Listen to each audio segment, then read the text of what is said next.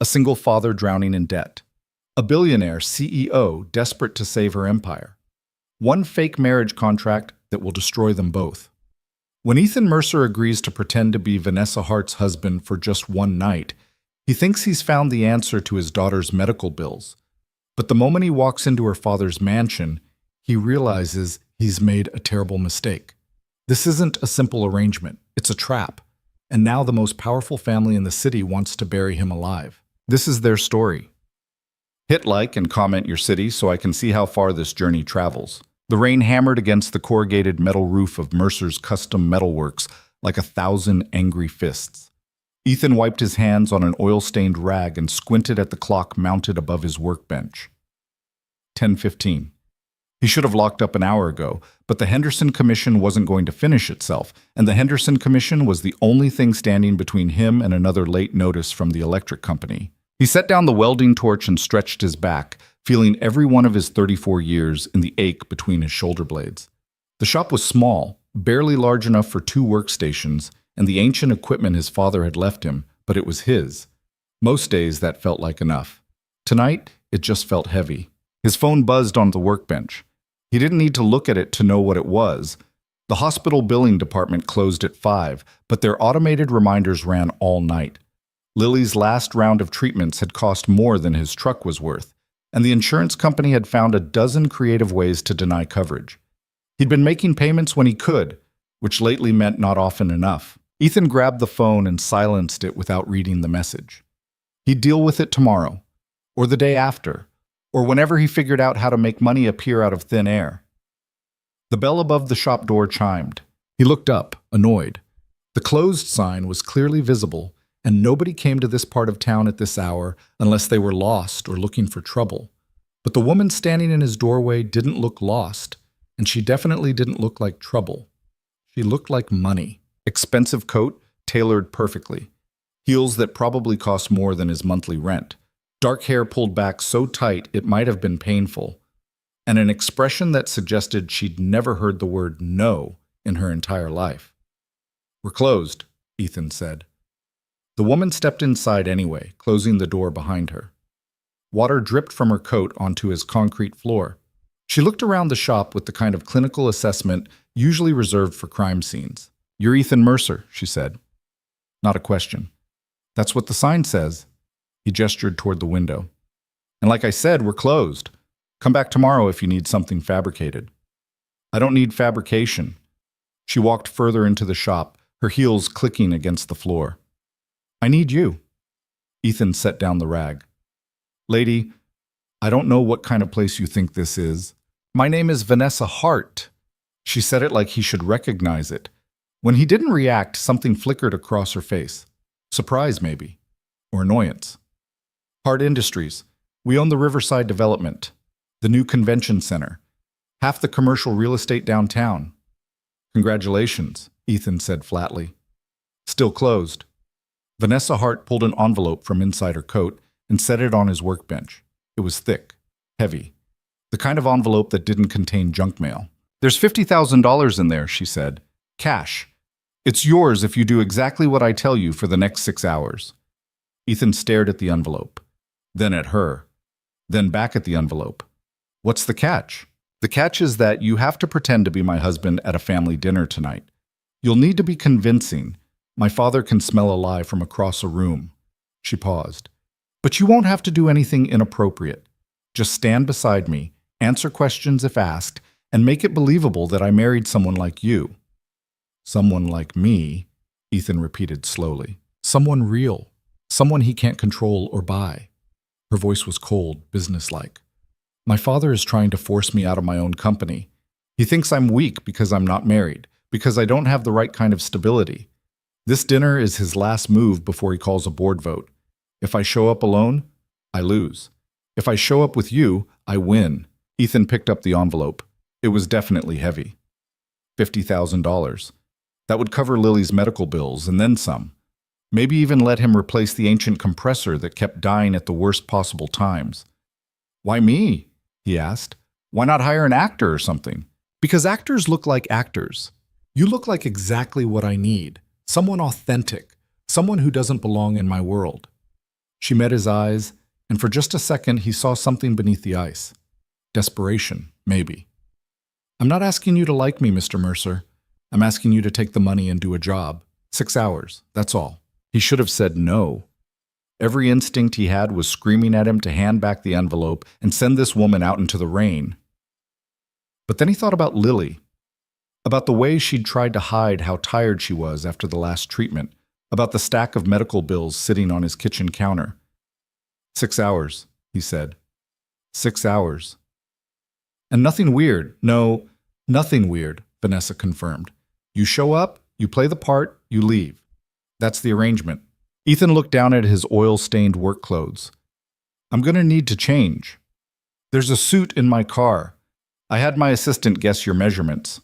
She checked her watch. It was slim and silver and probably cost more than his truck. We need to leave in 20 minutes. The dinner starts at 11. 11? Who the hell eats dinner at 11 at night? People who want to make sure their enemies are too tired to think straight. Vanessa walked back toward the door. 20 minutes, Mr. Mercer. I'll be waiting outside. She left before he could change his mind. Ethan stood alone in his shop, holding an envelope full of cash and wondering what he'd just agreed to. Through the window, he could see Vanessa sitting in the back of a black town car, her phone already pressed to her ear. The driver stood outside under an umbrella, rain streaming off the sides. He pulled out his phone and called Mrs. Chen next door. She picked up on the second ring.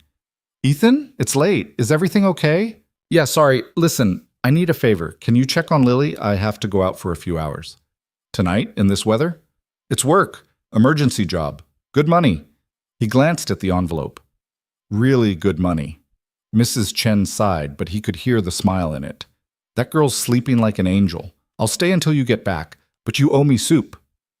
I'll make you a whole pot. Thanks, Mrs. Chen. He hung up and looked around his shop one more time. The Henderson commission sat unfinished on the workbench. The floor needed sweeping. The windows needed replacing. Everything needed something. $50,000. He grabbed his coat and headed outside. The suit fit perfectly, which bothered him more than it should have. Vanessa's assistant must have been very good at guessing, or very good at research. Either way, it felt wrong to be wearing clothes that probably cost more than he made in 3 months. The town car glided through empty streets, rain blurring the city lights into abstract streaks of color. Vanessa sat across from him, typing something on her phone with the kind of focused intensity that suggested the message was either very important or very angry. Your daughter, she said suddenly, not looking up. Lily. She's 7, correct? Ethan went very still. How do you know that? I know everything about you, Mr. Mercer. I don't make business arrangements with strangers. Now she did look up. Leukemia. In remission, but the treatments were expensive. Your insurance denied most of the claims. You're 3 months behind on your mortgage. Your truck has 140,000 miles on it. You eat lunch at the same diner 4 days a week because they give you free coffee. She tilted her head slightly. Should I continue? You had me investigated. I had you researched. There's a difference. She went back to her phone. I needed to make sure you were desperate enough to say yes, but honest enough not to try to extort me later. You passed both tests. Ethan clenched his jaw. You could have just asked. People lie when you ask. Financial records don't. Must be nice, Ethan said quietly, living in a world where you can just buy whatever information you want about people. Vanessa's fingers stopped moving on her phone. For a long moment, she was completely still. Then she set the phone down on the seat beside her. You're angry, she said. I'm not angry. I'm creeped out. There's a difference. I apologize if my methods made you uncomfortable, but I needed to be certain. She folded her hands in her lap. My father doesn't fight fair, Mr. Mercer. If I'm going to beat him, I can't afford to fight fair either. The car turned onto a private road that wound up into the hills. Ethan watched the houses get bigger and further apart, until they weren't really houses anymore. They were estates, mansions, the kind of places that had names instead of addresses. Tell me about your father, Ethan said. Vanessa looked out the window. Richard Hart built Hart Industries from nothing. He's brilliant, ruthless, and completely incapable of admitting that anyone else might know better than him, especially not his daughter. Her reflection in the window was perfectly still. He gave me the CEO position 3 years ago, not because he thought I deserved it, but because he thought it would be amusing to watch me fail. When I didn't fail, he started looking for other ways to remove me. And marriage is his leverage. Marriage is his obsession. He thinks a woman can't run a company without a man to keep her grounded. The board doesn't care either way, but they care about stability. If Richard can convince them that I'm unstable, unserious, too independent, she stopped. This dinner is his opening move. He's invited the entire family and half the board. He's going to make a speech about legacy and responsibility and the importance of tradition. And then he's going to suggest, very politely, that maybe I'm not ready for the responsibility I've been given. Unless you show up married. Unless I show up married, Vanessa confirmed, to someone he can't control, someone who doesn't need his money or his approval, someone real. The car pulled through a gate that looked like it belonged to a national park. At the end of a long driveway, a house rose out of the darkness like something from a movie, all glass and stone and architectural statements. Light poured from every window. Ethan felt his stomach drop. Jesus. Close, Vanessa said dryly, but my father would prefer you call him Richard. The car stopped. The driver opened the door. Vanessa stepped out first, her heels clicking against the cobblestone driveway. Ethan followed, trying not to look as out of place as he felt. Remember, Vanessa said quietly, you're my husband. We met 6 months ago. You were doing metal work for one of my properties. We kept it quiet because we wanted privacy. You proposed 3 months ago. We got married 2 weeks ago at a courthouse. Simple, private, honest. What if someone asks me something I don't know the answer to? Then tell them you don't talk about your personal life. People will respect that. They'll think you're deep. She straightened his tie. Her fingers were cold. Just don't volunteer information, and don't let my father intimidate you. I'm a welder from the industrial district. Your father runs half the city. I'm pretty sure intimidation is inevitable. Vanessa almost smiled.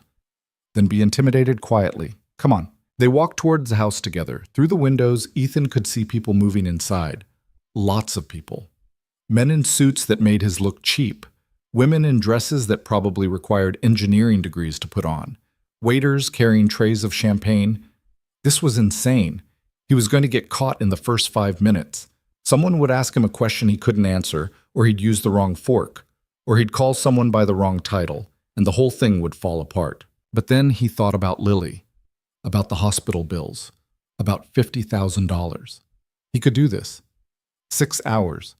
He'd survived worse. The door opened before they reached it. A man in a tuxedo that was somehow even more formal than a tuxedo usually was stood in the entrance, his face carefully neutral. Miss Hart, he said, your father is waiting in the main salon. Thank you, Bernard. Vanessa didn't break stride. She walked into the house like she owned it, which Ethan supposed she probably would someday. He followed her through a hallway that was bigger than his entire shop. Paintings lined the walls, real paintings, the kind that museums kept behind glass. The floor was marble, actual marble.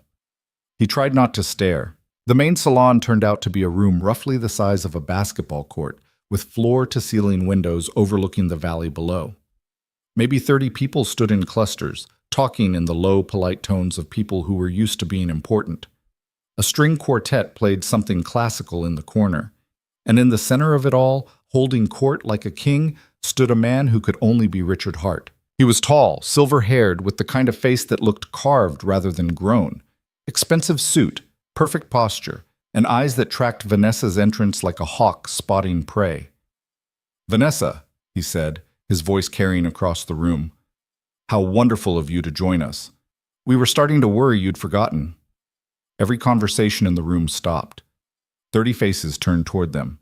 Vanessa squeezed Ethan's hand once, hard. Then she smiled, and Ethan realized he'd never actually seen her smile before. It was perfect, polished, and completely terrifying. I wouldn't miss it for the world, Father. She pulled Ethan forward. I'd like you to meet my husband, Ethan Mercer. The silence in the room became absolute. Richard Hart's eyes moved to Ethan, up and down, taking in every detail. The suit that fit but didn't quite sit right. The calloused hands. The face that had seen too much sun and not enough country clubs. Your husband, Richard said slowly. How unexpected. Ethan forced himself to meet the older man's gaze. Mr. Hart, thank you for having me. Oh, the pleasure is entirely mine. Richard smiled, but it didn't reach his eyes. I'm always delighted to meet the people who find their way into my daughter's life, especially when they arrive so suddenly. Tell me, Mr. Mercer, what is it that you do? I'm a metal worker. I run a custom fabrication shop.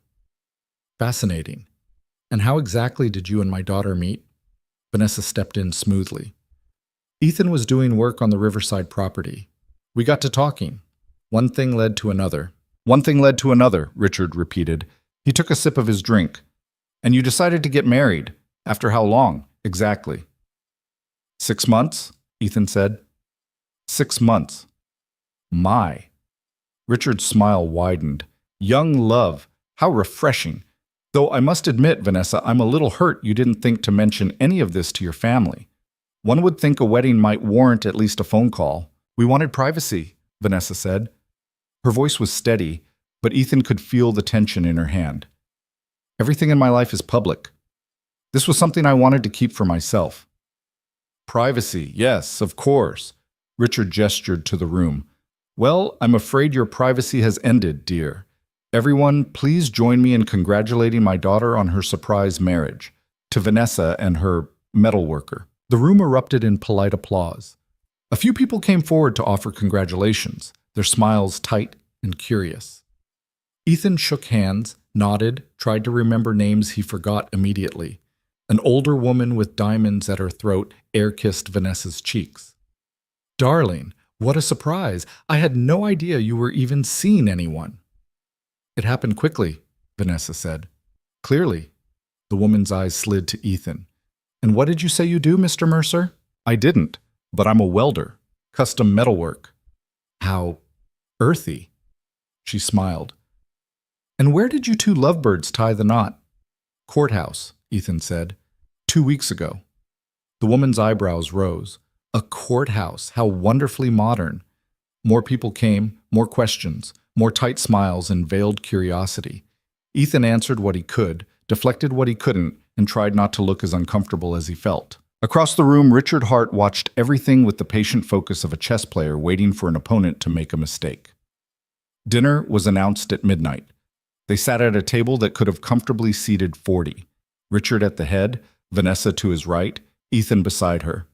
The rest of the family and select board members filled in the remaining seats, a carefully orchestrated arrangement that put Ethan directly in Richard's line of sight. The first course arrived.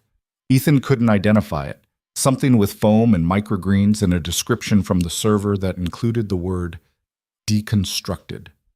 He picked up the wrong fork. Vanessa's hand, hidden beneath the table, touched his knee. A warning. He set down the fork and picked up the right one. So, Mr. Mercer, Richard said from the head of the table, tell me about your business, custom metalwork. That must be quite challenging in today's economy. It has its moments, Ethan said carefully. I imagine so. Competition must be fierce. So many shops closing down. Supply chain issues. Rising costs. Richard cut into his food with surgical precision. How do you manage to stay afloat? I do good work. People notice. Good work. Richard nodded slowly. Yes, I suppose that's important. Though in my experience, Mr. Mercer, good work is rarely enough on its own. One needs connections, resources, a certain level of sophistication. He paused. But perhaps you've already considered that. Perhaps that's part of the appeal of marrying my daughter. The table went quiet. Vanessa's hand on Ethan's knee became a grip. Father, I'm simply curious, Richard continued smoothly. It's a natural question, don't you think? A man from a struggling business suddenly marries one of the wealthiest women in the city. One wonders about the timing. Ethan set down his fork, slowly, carefully. He looked directly at Richard Hart. You think I married your daughter for her money, he said. I think people are motivated by their circumstances, Mr. Mercer. And your circumstances, from what I understand, are quite challenging. They are. Ethan didn't look away. My daughter was sick. The medical bills nearly bankrupted me. I'm behind on almost everything. My business is one bad month away from closing. You're absolutely right about all of that. Someone at the table inhaled sharply. But I didn't marry Vanessa because of any of that, Ethan continued. I married her because she's the first person I've met in years who doesn't treat me like I'm broken. She doesn't pity me. She doesn't try to fix me. She just... He stopped, glanced at Vanessa. She just sees me, and that's worth more than all the money in this room. The silence stretched. Then Vanessa squeezed his hand under the table. Not a warning this time, something else. Richard Hart stared at him, really stared at him. And for just a second, Ethan saw something flicker across the older man's face. Not anger, not contempt, something sharper, something almost like respect. How touching, Richard said finally. He raised his glass. To honesty, then, and to my daughter's excellent taste in husbands. The table drank, the tension broke. Conversation resumed, but Ethan saw the way Richard Hart looked at him for the rest of the dinner. Like a puzzle that didn't quite fit, like a problem that needed solving. And he knew, with absolute certainty, that this was just the beginning. The dinner lasted 3 more hours. 3 hours of courses Ethan couldn't identify, conversations he couldn't follow, and questions that felt less like small talk and more like interrogations. By the time Richard Hart stood to give his toast, Ethan's head was pounding and his jaw ached from forcing smiles. Family, Richard began, his voice cutting through the low murmur of conversation. Everyone turned to face him. We gather here tonight not just to celebrate, but to remember why we gather at all. Legacy, continuity, the understanding that what we build today must outlive us tomorrow. He paused, letting the words settle. My daughter Vanessa has done remarkable work with Hart Industries. She's grown our portfolio, strengthened our position, proven herself in ways that have, frankly, surprised me. A few people chuckled politely. But leadership is not simply about quarterly earnings or market share. It's about stability. It's about the judgment to know when to seek counsel, when to admit limitation, when to recognize that even the strongest among us need support. Ethan felt Vanessa go rigid beside him. Tonight, Richard continued, I learned that Vanessa has married. This news comes as a surprise to many of us, but perhaps it shouldn't. Perhaps it's exactly the kind of maturity and grounding that leadership requires. Perhaps it demonstrates that Vanessa understands what I've been trying to teach her all along, that no one, not even someone as capable as my daughter, should carry the weight of empire alone. He raised his glass. To Vanessa and Ethan, may their marriage prove as enduring as the company they now both, in their own ways, represent. The table drank. Vanessa smiled, but Ethan could see the fury behind her eyes, because Richard Hart hadn't congratulated them. He'd claimed them. He'd turned their marriage into evidence of his own wisdom, proof that his daughter needed exactly the kind of traditional structure he'd been pushing all along. It was brilliant, and it was vicious. The dinner finally ended at 3 in the morning. People filtered out slowly, stopping to congratulate Vanessa, to shake Ethan's hand, to whisper things that sounded supportive but felt like warnings. In the car on the way back, Vanessa said nothing. She stared out the window, her jaw tight, her hands folded perfectly in her lap. He's going to dig, Ethan said quietly. I know. He's going to find out about the money, about the arrangement. I know. What happens then? Vanessa turned to look at him. In the darkness of the car, with the city lights sliding across her face, she looked younger, tired, almost human. Then he wins, she said, and I lose everything I've built. So what do we do? We? She almost smiled. Your 6 hours are almost up, Mr. Mercer. You don't have to do anything. You take your money and go home to your daughter. Ethan thought about the envelope in his coat pocket, about the medical bills it would erase, about the breathing room it would give him. He should have said yes. He should have taken the out she was offering, but he kept seeing the look on her face when her father had made that toast.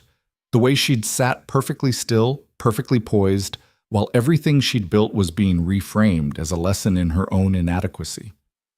How much trouble are you actually in? He asked. Vanessa was quiet for a long moment. My father controls 40% of the board directly. Another 20% will vote however he tells them to. I have 35% support, maybe 40 on a good day. The remaining votes are undecided. She looked back out the window. If he pushes for a vote of no confidence in the next quarter, I'll lose. And once I lose the CEO position, I lose my standing, my credibility, everything. But tonight helped. Tonight bought me time, maybe a month, maybe 2. She closed her eyes. But he's going to investigate you, Ethan. He's going to find out I paid you, and when he does, he's going to use it to destroy both of us. The car pulled up outside his shop. Rain still fell, lighter now, but relentless. Through the window, Ethan could see his truck sitting in the parking lot, old and ugly and real. He should get out. He should take the money and forget this ever happened. What if we made it real, he said. Vanessa opened her eyes. What? Your father's going to investigate. Fine. Let him investigate. Let him find out I was desperate and you offered me money. But what if we didn't end it there? What if we actually tried to make this work? You're not serious. I'm completely serious. You need stability and credibility. He stopped. I need to keep my daughter safe, and your father already thinks we're married, so why not just stay married? At least until you get through the board vote. Ethan, you don't understand what you're suggesting. My father won't just investigate. He'll attack. He'll come after your business, your custody, everything you care about. This isn't a game. I know it's not a game. Ethan looked at her directly. But I'm already in it. The second I walked into that house tonight, I was in it. And I'm not sure either of us gets out clean by pretending it never happened. Vanessa stared at him. You'd do this? Stay in a fake marriage with someone you just met? Risk everything for money you've already earned? Not for money, Ethan said quietly. For time. You need time to secure your company. I need time to figure out how to keep my business running. Maybe we can buy each other that time. The driver cleared his throat softly. Miss Hart, your father's investigator just entered the area. If you're going to continue this conversation, I'd suggest moving it inside. Vanessa looked at Ethan for another long moment. Then she nodded once, sharp and decisive. Drive us to Mr. Mercer's residence, she told the driver. Then to Ethan. If we're doing this, we need rules, boundaries, a real contract. Okay, Ethan said, and you need to understand something. My father doesn't lose, ever. If we're going to beat him, we have to be smarter, faster, and more committed than he thinks we're capable of being. I understand. No, Vanessa said softly. You really don't, but you will. The car pulled away from the shop, heading toward the small house Ethan rented 3 blocks from where he'd grown up. As they drove through empty streets, Ethan looked down at the envelope in his pocket. $50,000 for 6 hours. What would she pay for 6 months? And more importantly, what would it cost him when it was over? Mrs. Chen was asleep on his couch when they arrived, a blanket tucked around her shoulders, and a Korean drama paused on the television. Ethan shook her gently awake. I'm back, he whispered. Thank you for staying. Mrs. Chen blinked at him, then at Vanessa standing in the doorway, still in her expensive coat. Her eyebrows rose. Emergency job, you said. It was complicated. Mrs. Chen gathered her things slowly, taking her time, clearly waiting for an introduction that Ethan wasn't ready to give. Finally, she smiled at Vanessa. You take care of him, he doesn't take care of himself. I'll do my best, Vanessa said, her voice softer than Ethan had heard it all night. When Mrs. Chen was gone, Ethan locked the door and turned to find Vanessa examining his living room with the same clinical assessment she'd given his shop. Small space, old furniture, Lily's drawings taped to the refrigerator, a life built on making do. Coffee? He asked. Please. He made it in the ancient coffee maker that had belonged to his mother, the one that took twice as long as it should, but made coffee that actually tasted like coffee. Vanessa sat at his kitchen table, her coat folded precisely over the back of the chair, and pulled out her phone. I'm sending you a contract, she said. Read it carefully. If you have questions, ask them now. Ethan's phone buzzed. He opened the document and started reading. It was thorough, brutally thorough. Terms of the arrangement, duration, expectations, termination clauses, and a confidentiality agreement that made it clear what would happen if he ever told anyone the marriage had started as a business transaction. 18 months, he said, reading one section twice to make sure he understood. You want to stay married for 18 months? That's how long it will take to secure the board, restructure voting rights, and build enough institutional support that my father can't touch me. She accepted the coffee he handed her. After that, we can divorce quietly. You'll be compensated. How much? $200,000, in addition to the $50,000 you've already earned. Ethan sat down hard. That's what I'm paying for certainty, for your silence, for whatever mess my father creates when he inevitably discovers the truth. She took a sip of coffee. You'll also receive health insurance through the company. Full coverage for you and Lily. He stared at her. Why would you do that? Because if your daughter gets sick again and you can't pay for treatment, you'll become desperate. Desperate people make mistakes. I can't afford your mistakes. It should have sounded cold, calculated, and it did. But underneath it, Ethan heard something else, something that sounded almost like empathy. What are the rules? He asked. We maintain separate residences for now, but you'll need to spend time at my apartment to make the arrangement believable. Public appearances together at least twice a week. Sunday dinners with my family when required. You'll attend company events as my spouse. In public, we act like a real couple. In private, she paused. In private, we're business partners. Nothing more. Okay, I'll need access to your finances, not control, but visibility. If my father's investigator finds something problematic, I need to know about it before he does. Fine. And Lily? Vanessa set down her coffee. She can't know the truth. Children talk. If she tells a friend, if she mentions something at school, the whole arrangement falls apart. As far as she's concerned, we met, fell in love, and got married. Can you sell that to a 7-year-old? Ethan thought about Lily, about her wide eyes and endless questions and complete inability to keep a secret. I can try, he said. Trying isn't good enough. Then, yes, I can sell it. Vanessa studied him. This is going to get ugly, Ethan. My father is going to dig into every corner of your life. He's going to look for leverage, for weakness, for anything he can use, and when he doesn't find it, he's going to create it. Are you prepared for that? No, Ethan said honestly, but I'm doing it anyway. For the first time since he'd met her, Vanessa smiled. Not the polished, perfect smile from the party, something smaller, more real. Then welcome to the war, Mr. Mercer. She left 20 minutes later, after they'd both signed the contract and she'd explained the next steps. The driver was waiting outside, patient and invisible. Ethan watched the town car disappear down his street, and then he stood in his doorway for a long time, trying to process what he'd just agreed to. 18 months, $250,000. And a lie that would have to become the most convincing truth either of them had ever told. He checked on Lily before he went to bed. She was asleep in her room, surrounded by stuffed animals and library books, her breathing steady and strong. The treatments had worked. She was healthy.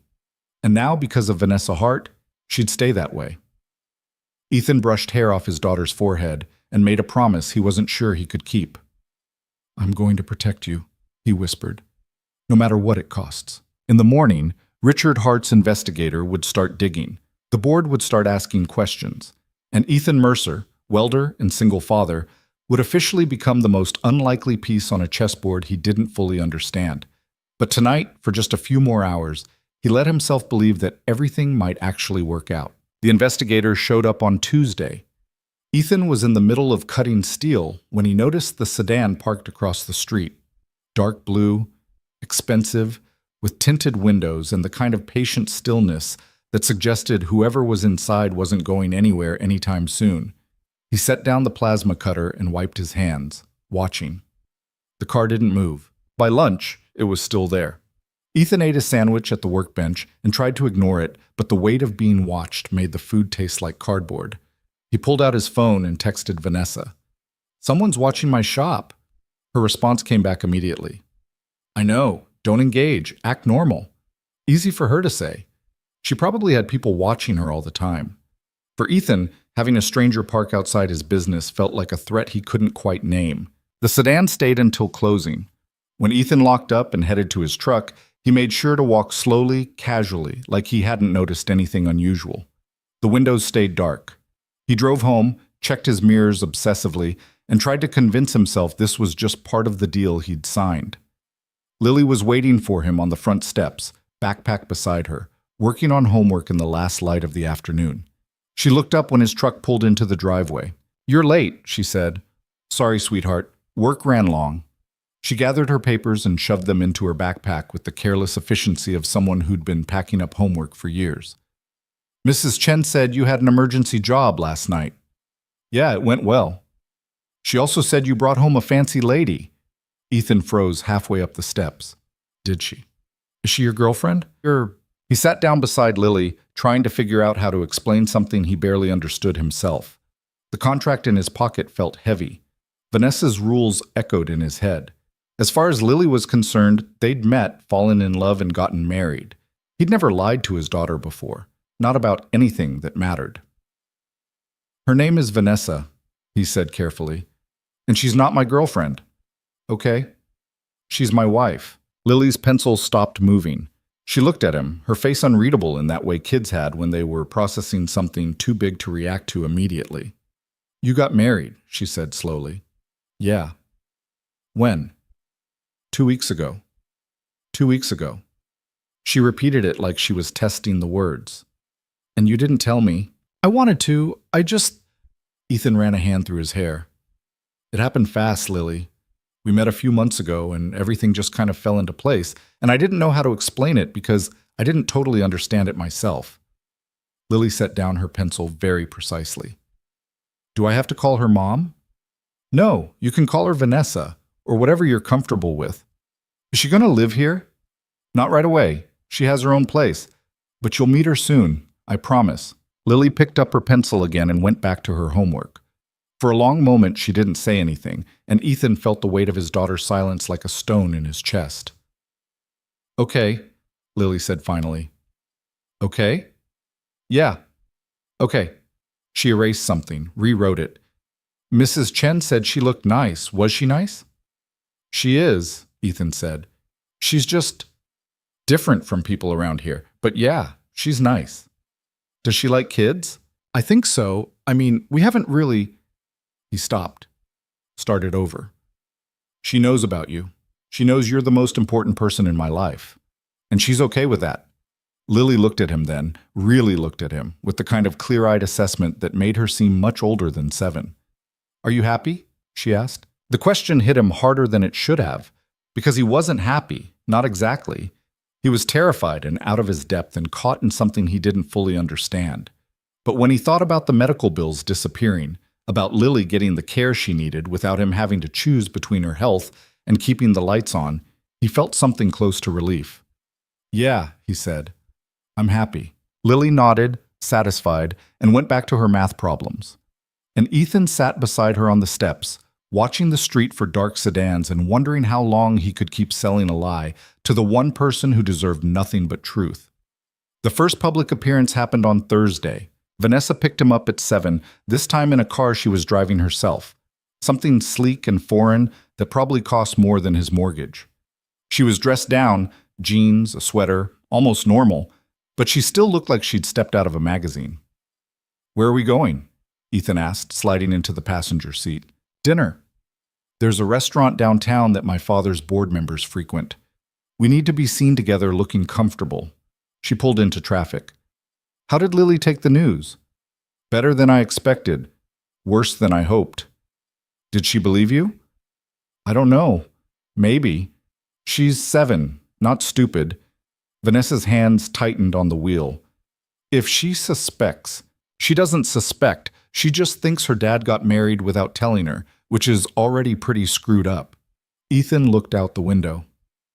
She wants to meet you. When? I don't know. Soon. She asked if you liked kids. What did you tell her? That you do. Do I? Ethan turned to look at her. I have no idea. Do you? Vanessa was quiet for a moment. I've never spent time around children. I don't know if I like them or not. I suppose I'll find out. The restaurant was the kind of place that didn't have prices on the menu. Low lighting, hushed conversations, waiters who moved like ghosts. Ethan felt immediately out of place despite the suit Vanessa had sent over that morning. They were seated near the window, deliberately visible. Within 10 minutes, Ethan spotted 3 people staring at them with poorly concealed curiosity. They're talking about us, he said quietly. Good. That's the point. Vanessa opened her menu. Order whatever you want. We're staying at least 90 minutes. 90 minutes? Long enough to look like we're on a date, not a business meeting. The waiter appeared. Vanessa ordered wine without looking at the list. Ethan asked for water and tried not to feel like an idiot. Tell me about your daughter, Vanessa said when they were alone again. Why? Because if someone asked me about her, I should know more than her name and age. She folded her hands on the table. What's she like? Ethan wasn't sure how to answer that. Lily was. Lily.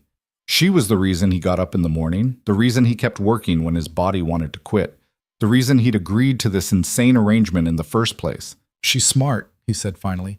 Too smart sometimes. She notices everything, remembers everything. Her teachers say she's reading 3 grades ahead. Does she take after you? I don't know, maybe. She's got her mother's eyes. Vanessa's expression shifted slightly. You don't talk about her mother. No. Why not? Because there's nothing to say. She left when Lily was 2, decided being a parent wasn't what she wanted. I haven't heard from her since. I'm sorry.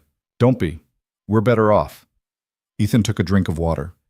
Lily doesn't remember her. Sometimes I think that's better. Sometimes I think it's worse. The wine arrived. Vanessa poured them each a glass, even though Ethan hadn't asked for one. Across the room, a man in an expensive suit was definitely staring at them now. Who's that? Ethan asked. Vanessa glanced over without moving her head. James Whitmore, board member, reports directly to my father. She smiled slightly. He's probably calling Richard right now. So this is working. This is the easy part. The hard part comes when my father decides to push back. She took a sip of wine. Which will be soon. He doesn't like being outmaneuvered. What's he going to do? I don't know yet, but it won't be subtle. They ordered food Ethan couldn't pronounce and made conversation that felt increasingly less like acting. Vanessa told him about the Riverside development, about the fight to get zoning approval, about the city council member who'd tried to block the project until Vanessa had dug up his connection to a competitor. Ethan told her about the Henderson Commission, about the custom railing he was designing, about the satisfaction of taking raw metal and turning it into something that would outlast him. It was strange, sitting across from someone who lived in a completely different world, finding common ground in the details of work. You like what you do, Vanessa said. Not a question. Yeah, I mean, it's hard. The money's never enough, but yeah, I like it. Why? Because when I'm done, there's something real, something I built with my own hands. You can't fake that. You can't buy it. It's just... He stopped, trying to find the right words. It's mine. Vanessa looked at him with something that might have been understanding. I know that feeling. By the time they left, it was after 10. James Whitmore was gone, but at least 4 other people had watched them throughout dinner. Vanessa drove him back to his truck, parked in the lot behind his shop. That went well, she said. Yeah. Same time next week? Different restaurant? I'll send you the details. She paused. And Ethan? About meeting Lily. I think we should wait a few more weeks. Give her time to adjust to the idea before we complicate it with reality. She's going to ask. Then tell her I'm traveling. Tell her I'm busy. Tell her whatever you need to tell her. Vanessa's voice was firm. But we do this my way, on my timeline. That's the deal. Ethan wanted to argue. Wanted to tell her that Lily deserved better than excuses and delays, but he'd signed a contract, and the contract said Vanessa was in charge. Fine, he said. Your timeline. He got out of the car and watched her drive away, and he stood in the empty parking lot wondering how many more nights like this he'd have to survive before 18 months was finally over. The first direct attack came on Saturday. Ethan was at the hardware store with Lily, loading lumber into his truck, when his phone rang. Unknown number. He almost didn't answer. Mr. Mercer? The voice was smooth, professional, vaguely threatening. My name is Thomas Crawford. I'm calling on behalf of Richard Hart. Ethan froze. Lily was 10 feet away examining paint samples with the focused intensity of someone planning a serious art project. He turned away from her, lowering his voice. What do you want? Mr. Hart would like to meet with you, privately, to discuss your relationship with his daughter. I've got nothing to discuss. Mr. Hart believes otherwise. He's prepared to make it worth your time, shall we say $100,000 for 1 hour of conversation? Ethan felt his stomach drop. You're trying to bribe me. I'm offering compensation for your time and honesty. There's a difference. Crawford's voice didn't change. Mr. Hart simply wants to understand the nature of your arrangement with Vanessa. He's concerned that you may not fully appreciate the complexity of the situation you've entered. Tell Mr. Hart I'm not interested. Mr. Mercer, I don't think you understand. No, I understand perfectly. You want me to take money to talk about my wife behind her back? The answer's no. He hung up before Crawford could respond. His hands were shaking. Lily appeared at his elbow. Who was that? Nobody, just work stuff. You look mad. I'm fine, sweetheart. Come on, let's get this lumber loaded. The phone rang again, same unknown number. Ethan silenced it and shoved the phone in his pocket. It rang 4 more times before they made it home. He texted Vanessa as soon as Lily was inside. Your father's guy just offered me money to talk. Her response was immediate. How much? 100,000. And you said? No. Good. He'll call back with a higher offer. Say no again. The phone rang that night at 11. Ethan was in bed staring at the ceiling when Crawford's number appeared on the screen. 200,000, Crawford said without preamble. One conversation, complete confidentiality. Not interested. Mr. Mercer, please be reasonable. Mr. Hart is simply trying to protect his daughter. Surely you can understand a father's concern. Yeah, I can, which is why I'm not selling her out for any amount of money. 300,000. Ethan sat up in bed. $300,000. More than he'd make in 5 years. Enough to pay off the house, replace every piece of equipment in the shop, set up a college fund for Lily that would actually mean something. All he had to do was sit down with Richard Hart and tell the truth. No, he said. Mr. Mercer, I said no. Stop calling me. He blocked the number and lay back down, his heart pounding. The ceiling fan turned slowly overhead. Somewhere in the house, Lily coughed in her sleep. $300,000. He'd said no. He pulled out his phone and texted Vanessa again. He went to 300. I said no. This time her response took longer. 3 minutes. 5. When it finally came, it was just 2 words. Thank you. Ethan stared at the message until his eyes burned, and then he turned off his phone and tried to sleep. Sunday dinner at the Hart estate was exactly as awful as Ethan had imagined it would be. Richard sat at the head of the table, presiding over roast duck and potatoes that had probably been imported from somewhere ridiculous. Vanessa's mother was there this time, a thin woman with carefully maintained hair and a smile that never quite reached her eyes.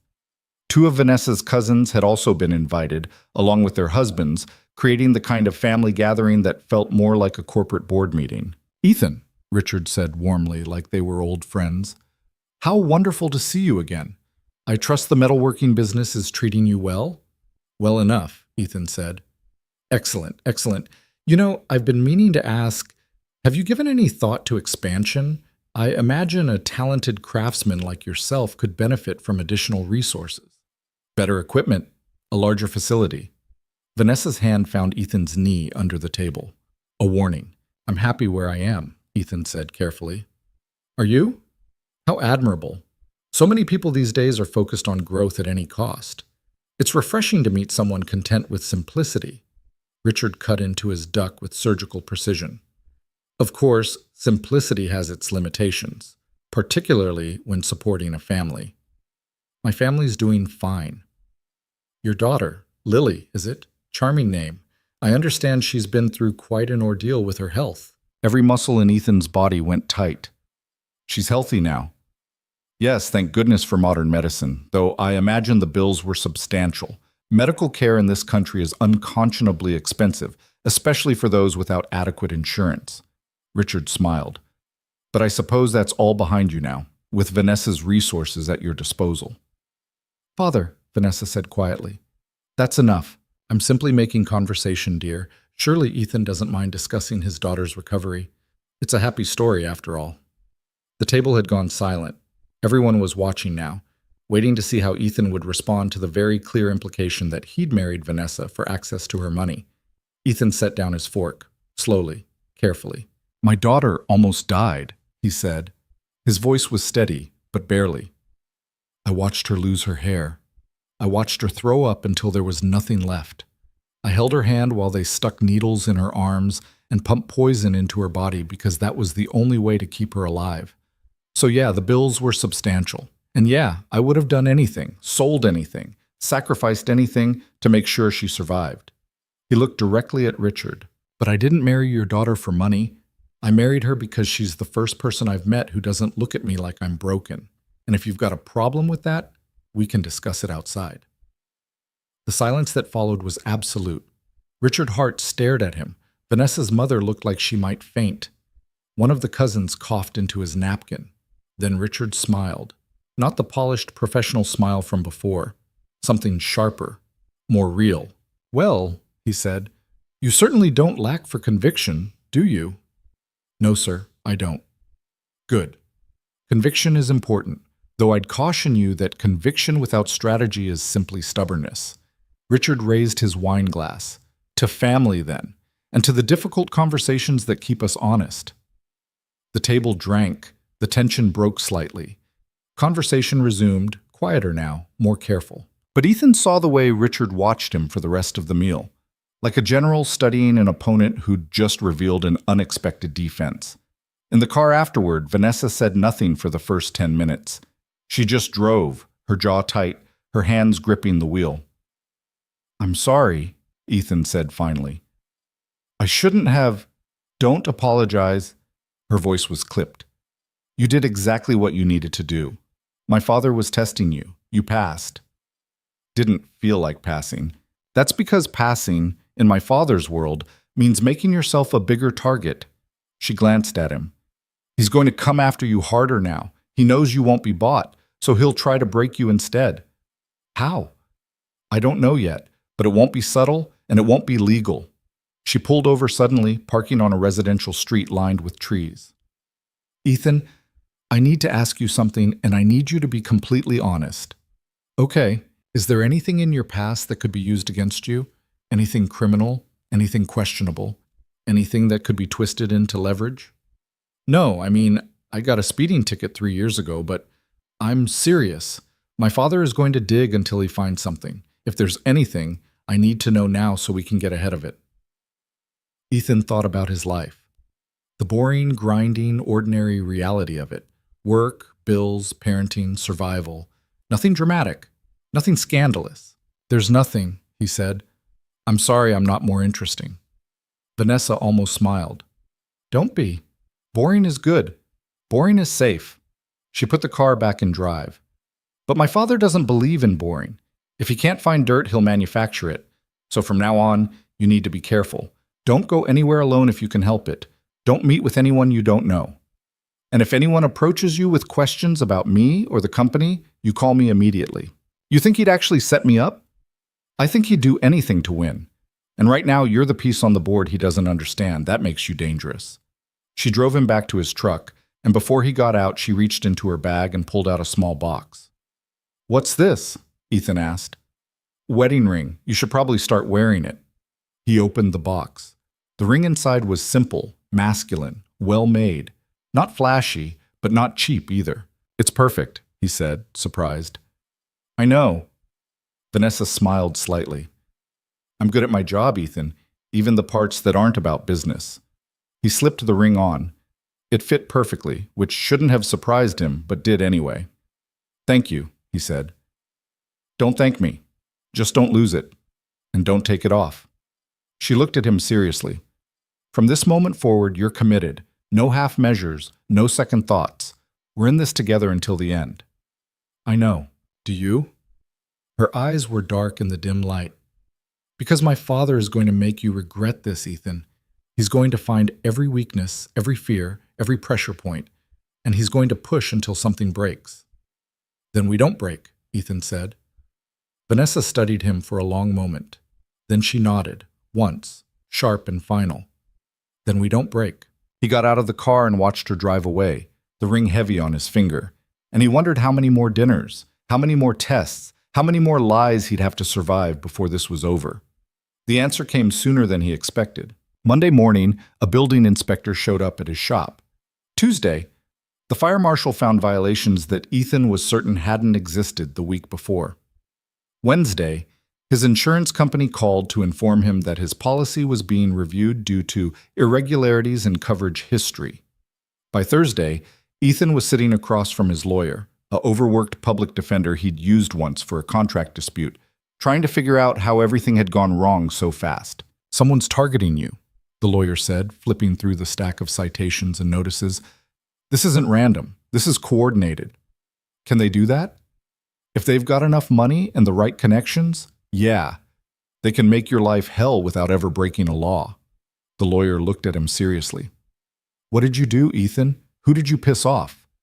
Ethan thought about Richard Hart, about the Sunday dinner, about the way the older man had smiled when Ethan refused to back down. Someone powerful, he said. Then you need to either apologize or lawyer up properly, because what you're facing here isn't something I can fix with phone calls. Ethan called Vanessa from the parking lot. He's coming after the shop, he said without preamble. Inspections, violations, insurance reviews, everything at once. I know, I have people monitoring the citations. Her voice was tight. How bad is it? Bad enough that I might have to close until it's resolved, which means no income, which means I'll cover it. Whatever you lose, I'll cover. That's not the point, Vanessa. He's trying to destroy everything I've built. No, he's trying to make you desperate enough to walk away from me. Don't give him that. She was quiet for a moment. I'm calling a press conference for tomorrow. I'm going to announce a new initiative to support small businesses in the industrial district, including direct grants for shops facing regulatory harassment. You're going to use this against him. I'm going to make it politically impossible for him to continue targeting you without looking like he's attacking the exact businesses his daughter is trying to help. She sounded almost satisfied. My father taught me everything I know about corporate warfare. He's going to regret that. The press conference happened Friday morning. Vanessa stood in front of cameras, polished and perfect, announcing a $10 million fund to support local manufacturing. She named Ethan's shop specifically as an example of the kind of quality craftsmanship the city needed to preserve. By Friday afternoon, the citations had been quietly withdrawn. The insurance review was dropped. The fire marshal sent a formal apology for the clerical error. Richard Hart didn't call, didn't text, didn't acknowledge what had happened. But that night, Ethan's shop was broken into. Nothing was stolen. Nothing was damaged. But someone had been inside, had walked through his workspace, had left a single message spray-painted on the wall. You can't win. Ethan stood in his shop at 2 a.m, staring at the words. And he realized that Vanessa had been right about everything. This wasn't a game. This wasn't a business arrangement. This was a war.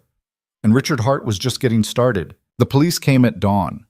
2 detectives in cheap suits, flashing badges and asking questions about the break-in with the kind of bored efficiency that suggested they'd already decided nothing would come of it. Ethan stood in his shop, still wearing yesterday's clothes, watching them photograph the spray-painted message while a forensics tech dusted for prints that everyone knew wouldn't be there. Any idea who might have done this? The older detective asked, not bothering to look up from his notepad. No. No enemies, no disgruntled customers, no business disputes? Ethan thought about Richard Hart, about the systematic attacks on his shop, about the way power worked when you had enough of it to make the law irrelevant. No, he said again. The detective finally looked at him. Mr. Mercer, I'm going to be straight with you. Break-ins like this, no theft, just vandalism. 9 times out of 10, it's personal. Someone's trying to send you a message. You sure there's nothing you want to tell us? I'm sure. The detective sighed and closed his notepad. All right. We'll file a report. If you think of anything, give us a call. In the meantime, you might want to invest in better locks or cameras. They left 20 minutes later and Ethan was alone with the message on his wall. He took a photo of it, sent it to Vanessa, then grabbed a paint roller and spent the next hour covering it with primer. The words bled through the first coat. He had to do 3 layers before they finally disappeared. His phone rang while he was cleaning the roller. Vanessa's name appeared on the screen. I'm sending security, she said without preamble. A team will be there within the hour to install cameras and reinforce your locks. Don't argue. I wasn't going to. Good. And Ethan, I think it's time Lily met me. My father is escalating. If he's willing to break into your shop, he's willing to go after your family. She needs to understand what's happening before it gets worse. Ethan set down the roller. She's 7, Vanessa. How am I supposed to explain this to her? You tell her the truth. Not all of it, but enough. You tell her that some people don't like the fact that we got married and that they might try to cause problems, but that she's safe and we're handling it. Vanessa's voice softened slightly. Kids are more resilient than adults give them credit for. She'll be okay. When do you want to meet her? Tomorrow. Lunch. Somewhere public and neutral. Not my place, not yours. There's a diner near the shop. Lily loves their pancakes. A diner? Vanessa sounded amused. All right, tomorrow at noon. And Ethan, try to get some sleep. You sound exhausted. She hung up before he could respond. Ethan stood in his shop, surrounded by the smell of fresh primer, and wondered how he was going to tell his daughter that the woman he'd married was about to drag them both into a war neither of them had asked for. The security team showed up an hour later, just as Vanessa had promised. 3 men in tactical gear who moved through his shop like they were securing a military installation. By the time they finished, Ethan had cameras covering every angle, motion sensors on the doors and windows, and a reinforced lock system that looked like it belonged on a bank vault. Anyone tries to get in here again, the team leader said, handing Ethan a tablet linked to the camera feeds. You'll know about it immediately, and so will we. You're monitoring this? 24/7, Mrs. Hart's orders. The man's expression was completely neutral. You need anything else, you call this number. Someone will respond within minutes. They left, and Ethan was alone again. He pulled up the camera feeds on the tablet, watching different angles of his empty shop. It felt surreal.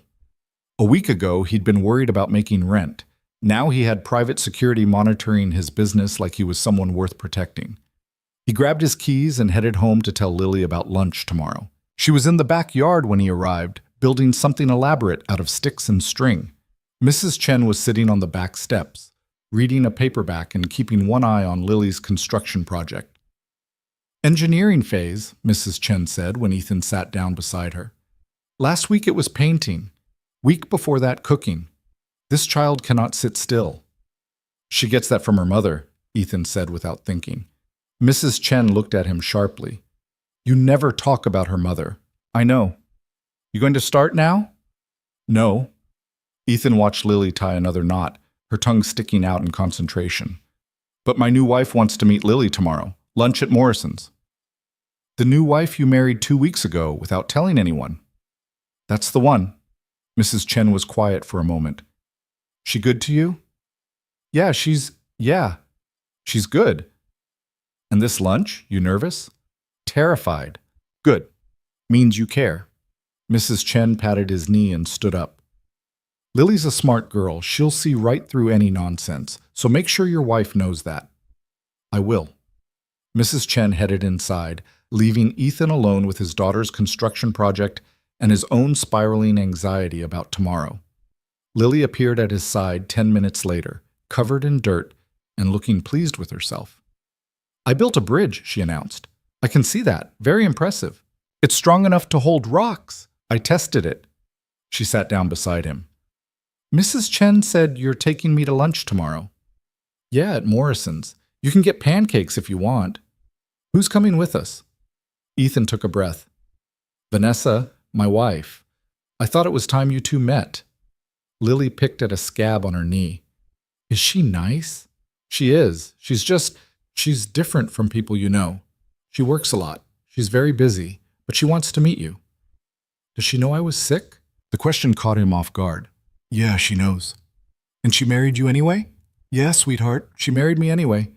Lily nodded slowly, processing. Okay, I'll meet her. But if I don't like her, I'm going to tell you. I wouldn't expect anything less. That night, Ethan lay in bed and tried to imagine how the lunch would go. Vanessa, polished and controlled, sitting across from Lily, messy and curious and brutally honest. Two people from completely different worlds, connected only by the lie he was desperately trying to make look real. He texted Vanessa at midnight. Lily's excited to meet you. Just be yourself. Her response came back immediately. I don't think that's good advice, but I'll try. Morrison's Diner was exactly the kind of place Vanessa Hart had probably never set foot in. Cracked vinyl booze, laminated menus sticky with syrup, a jukebox that only played country music from the 80s. But it was Lily's favorite place in the world, and Ethan figured if they were going to do this, they should do it somewhere his daughter felt comfortable. They arrived 10 minutes early. Lily had insisted on wearing her best dress, the blue one with flowers that she usually saved for birthdays. She'd also insisted on brushing her own hair, which meant it looked like she'd brushed it with a fork, but Ethan didn't have the heart to fix it. What if she doesn't like me? Lily asked, swinging her legs under the table.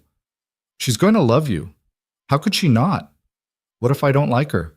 Then you tell me, and we figure it out. What if she's mean? She's not mean, Lily. She's just... Ethan stopped as the door opened. Vanessa walked in, and every head in the diner turned to look at her. She was dressed down, jeans, a simple sweater, but she still looked like she'd stepped out of a different reality. She spotted them immediately and walked over, her expression carefully neutral. "Hi," she said, sliding into the booth across from them. "Hi," Ethan said. Lily stared at her with the unblinking intensity of a child who'd been given permission to evaluate an adult. Vanessa turned to face her directly. "You must be Lily. I'm Vanessa." "I know you married my dad." "I did." "Why?" Vanessa blinked, clearly not expecting the question. "Because I like him, and he makes me laugh." "He's not that funny," Lily said seriously. Ethan felt his face go hot.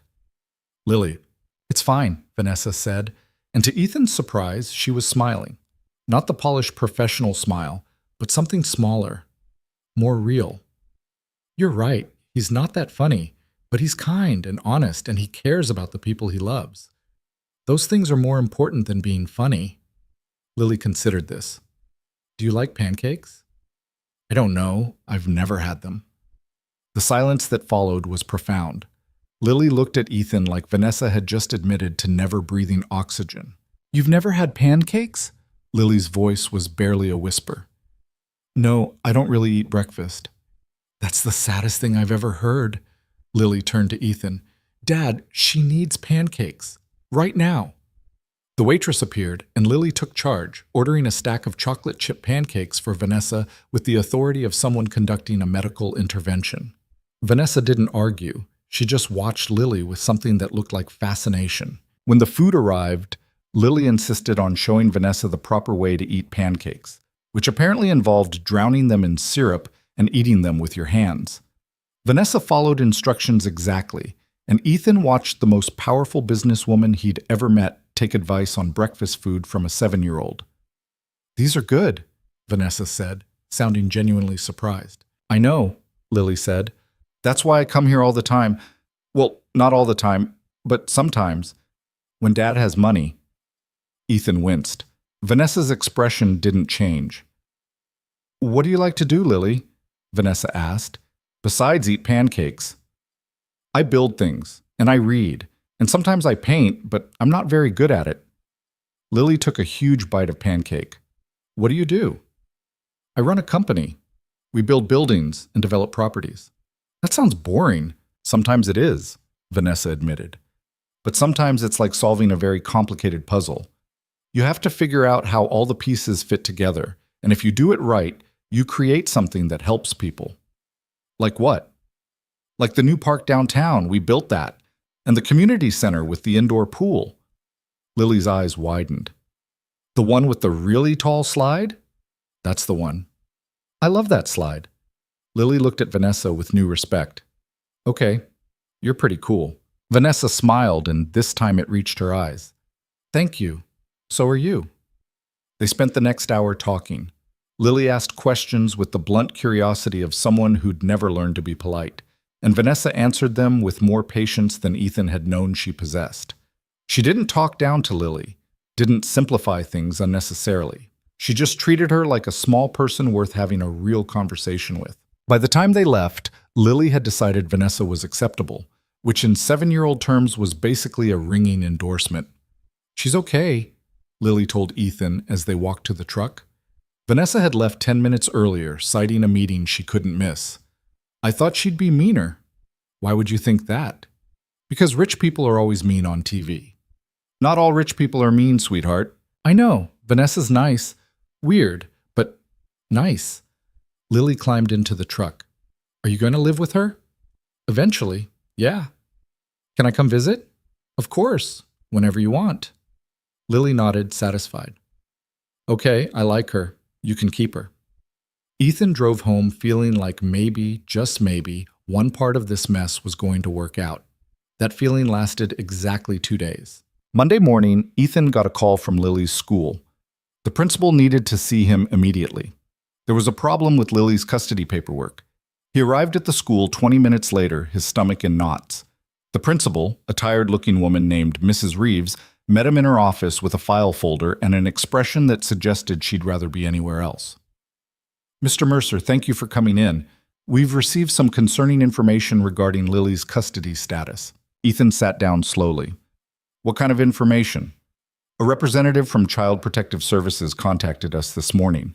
They've received a report suggesting that Lily may be in an unsafe living situation. Something about recent instability in your household. The room tilted. That's not true. Lily's fine. She's healthy. She's happy. I'm not accusing you of anything, Mr. Mercer. I'm simply informing you that CPS is opening an investigation. They'll be conducting a home visit within the week. In the meantime, I'm required to document this conversation and monitor Lily's well-being while she's at school. Who made the report? That information is confidential. Of course it is. Ethan stood up, his hands shaking. This is harassment. Someone is using CPS to attack me. Mr. Mercer, I understand you're upset, but I need you to stay calm. The investigation will determine whether there's any merit to the concerns. Until then, the best thing you can do is cooperate fully. Ethan walked out of the school feeling like he'd been punched in the chest. He sat in his truck in the parking lot and called Vanessa. Someone reported me to CPS, he said when she picked up. They're investigating my custody of Lily. Vanessa was silent for 3 seconds. Your father. My father would absolutely do this. It's exactly his style. Create a problem, force you to defend yourself, use the defense as evidence of instability. Her voice was tight with fury. How long until the home visit? Within the week. Okay, here's what's going to happen. I'm hiring a family lawyer, the best one in the state. They'll be at the home visit with you. We're also going to document everything, Lily's school records, medical records, every piece of evidence that proves you're a good father. And we're going to make it very clear to CPS that this report is malicious and politically motivated. What if they don't care? What if they take her anyway? They won't. I won't let them. Vanessa's voice was steel. But Ethan, this changes things. We need to move faster. The board vote is in 6 weeks. If we can push it up, get it over with before my father can do any more damage. How do you push up a board vote? I call in favors. I make it impossible for them to delay. I force the issue. She paused. But it's going to be messy.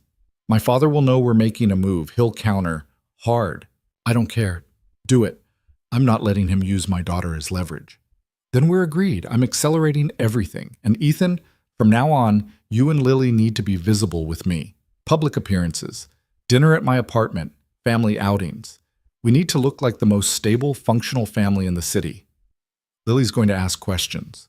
Then we answer them. Honestly, age-appropriately. But we answer them. Vanessa took a breath. I'm coming over tonight. We need to prepare for the CPS visit, and we need to tell Lily what's happening, together. She hung up, and Ethan sat in his truck staring at the school building, wondering how everything had spiraled so far out of control so fast. Vanessa arrived at 7, carrying takeout from a Thai place Lily had never heard of and a leather portfolio that probably contained enough legal documents to bury someone. Lily answered the door, took one look at the food containers, and immediately declared that Vanessa was now her favorite person. They ate at the kitchen table, Lily chattering about her day, while Ethan and Vanessa exchanged looks that said everything they couldn't say out loud. After dinner, Vanessa helped Lily with her homework, fractions, which Vanessa explained with the kind of precision that made Lily actually understand them, and then Ethan sent Lily to brush her teeth while he and Vanessa prepared for the conversation they'd been avoiding. When Lily came back, Vanessa was sitting on the couch, her posture perfect, but her expression open. Ethan sat beside her, and Lily climbed into the armchair across from them, sensing that something serious was about to happen. Lily, Ethan started, we need to talk to you about something important. Am I in trouble? No, sweetheart, you're not in trouble, but someone is trying to cause problems for our family. Someone who doesn't like the fact that Vanessa and I got married. Lily looked at Vanessa. Your dad? Vanessa's eyebrows rose. How did you know that? Because Mrs. Chen says that when rich people get married, their parents always hate it. She watches a lot of TV. Lily swung her legs. Is he mean? Sometimes, Vanessa said honestly. He thinks he knows what's best for everyone, and he doesn't like it when people disagree with him. Right now, he's disagreeing with me about your dad. Why? Because he thinks I should have married someone more like him. someone rich and powerful and connected. He doesn't understand why I'd choose someone real. Lily considered this. That's dumb. I agree, Vanessa said. But dumb or not, he's trying to make things difficult, which means some people might come to our house and ask questions about how we live and whether you're being taken care of properly. But I'm being taken care of. We know that. But we have to prove it to them. Which means we're going to have some visitors in the next few days, and they're going to ask you questions. And I need you to tell them the truth. Just answer honestly. Don't try to make things sound better or worse than they are. Just tell them what your life is actually like. Lily nodded slowly. Okay, and then they'll leave us alone? Yes, Ethan said, hoping it was true. And we can still get pancakes on Saturdays? Absolutely. Then I don't care. Lily slid off the chair. Can Vanessa stay tonight? I want to show her my bridge. Ethan looked at Vanessa.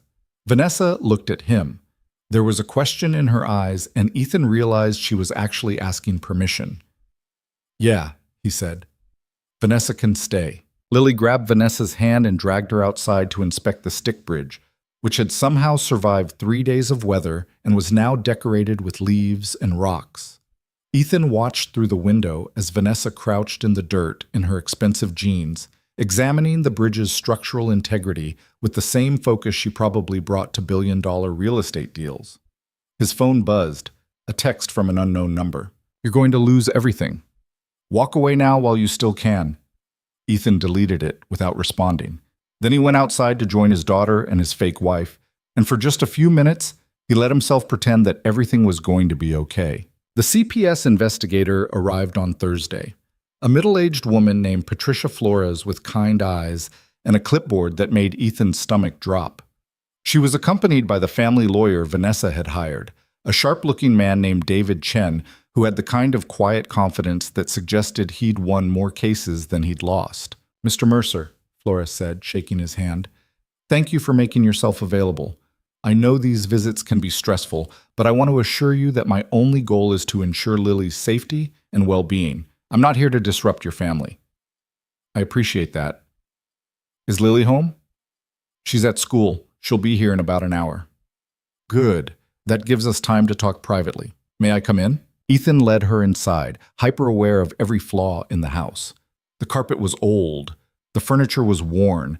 The kitchen needed updating, but it was clean and it was safe and it was home. Flores spent an hour asking questions about his work, his finances, his relationship with Lily, about his marriage to Vanessa, how they'd met, why they'd moved so quickly, about Lily's health, her recovery, her current medical status. David Chen sat beside Ethan the entire time, occasionally interjecting to clarify a question or redirect when Flores veered too close to something that felt invasive. And Mrs. Mercer, Flores said, glancing at her notes. Vanessa. She's not here today?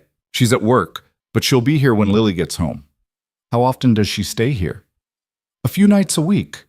We're still figuring out the logistics. She has an apartment downtown and I have this place. Eventually, we'll consolidate, but right now we're taking it slow for Lily's sake. Flores nodded, writing something down. And how does Lily feel about Vanessa? She likes her. They get along well. Good. That's important. Flores set down her clipboard. Mr. Mercer, I want to be direct with you. The report we received suggested that your recent marriage was a financial arrangement designed to provide you with resources you couldn't otherwise access. Is there any truth to that? David Chen leaned forward. Ms. Flores, I'd advise my client not to. It's fine, Ethan said. He looked at Flores directly. My wife has money. A lot of it. I don't. That's not a secret. But I didn't marry her for her money.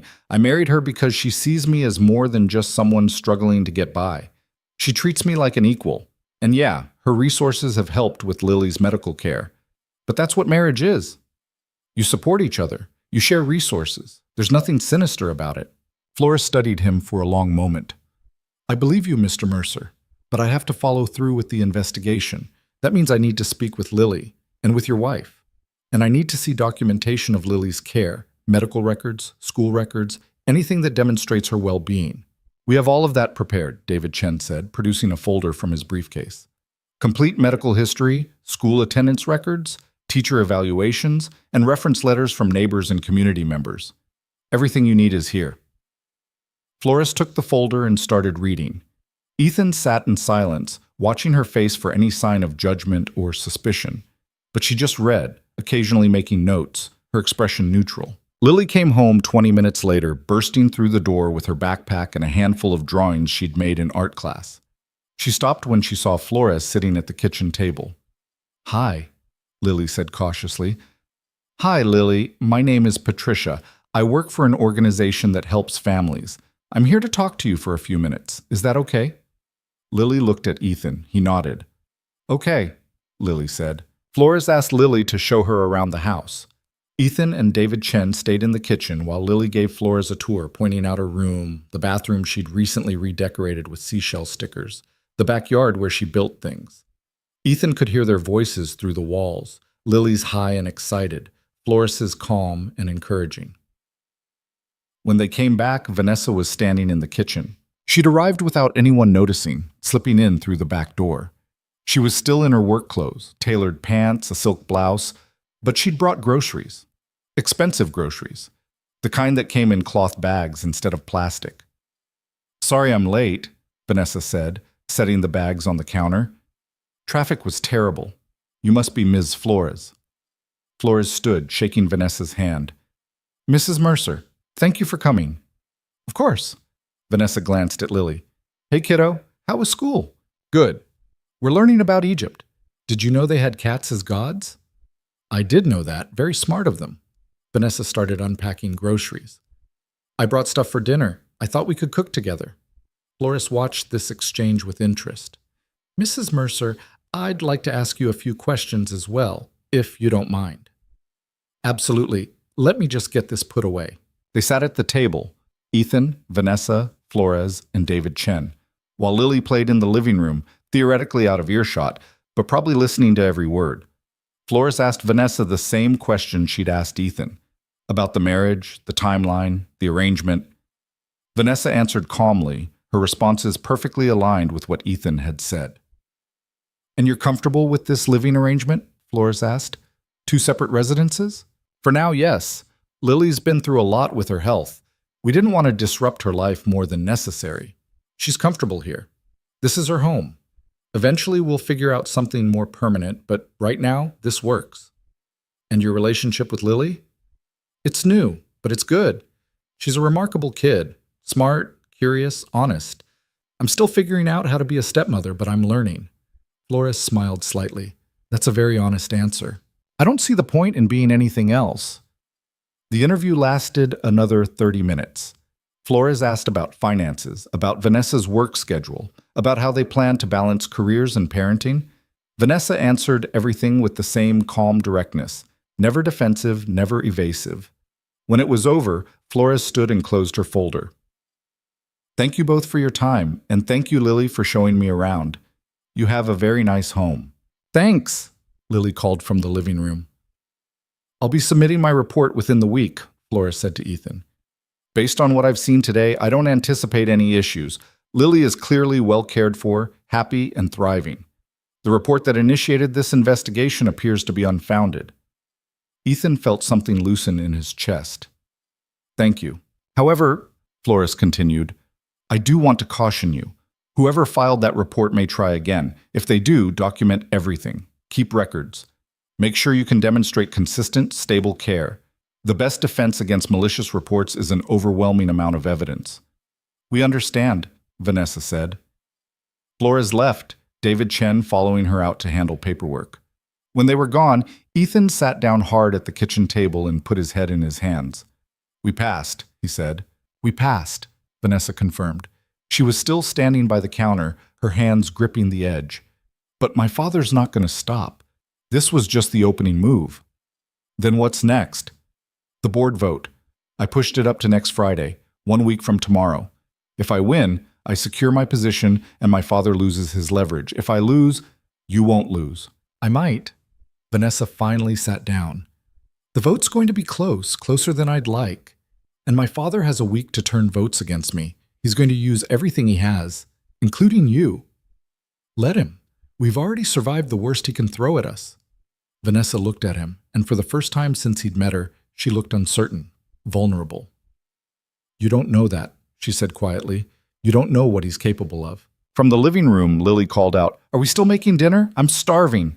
Vanessa stood up, smoothing her shirt. "Yes, we're making dinner. Come help me figure out what to do with all this food." Lily bounded into the kitchen, and for the next hour they cooked together.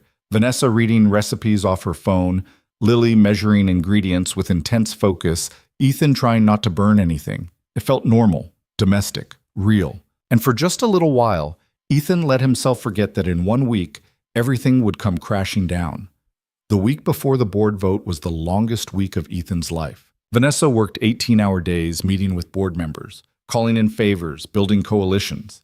Ethan barely saw her except in carefully staged public appearances, dinner at an expensive restaurant, a charity gala where they danced and smiled while cameras flashed, a morning jog through the park that Vanessa's PR team had somehow turned into a photo opportunity.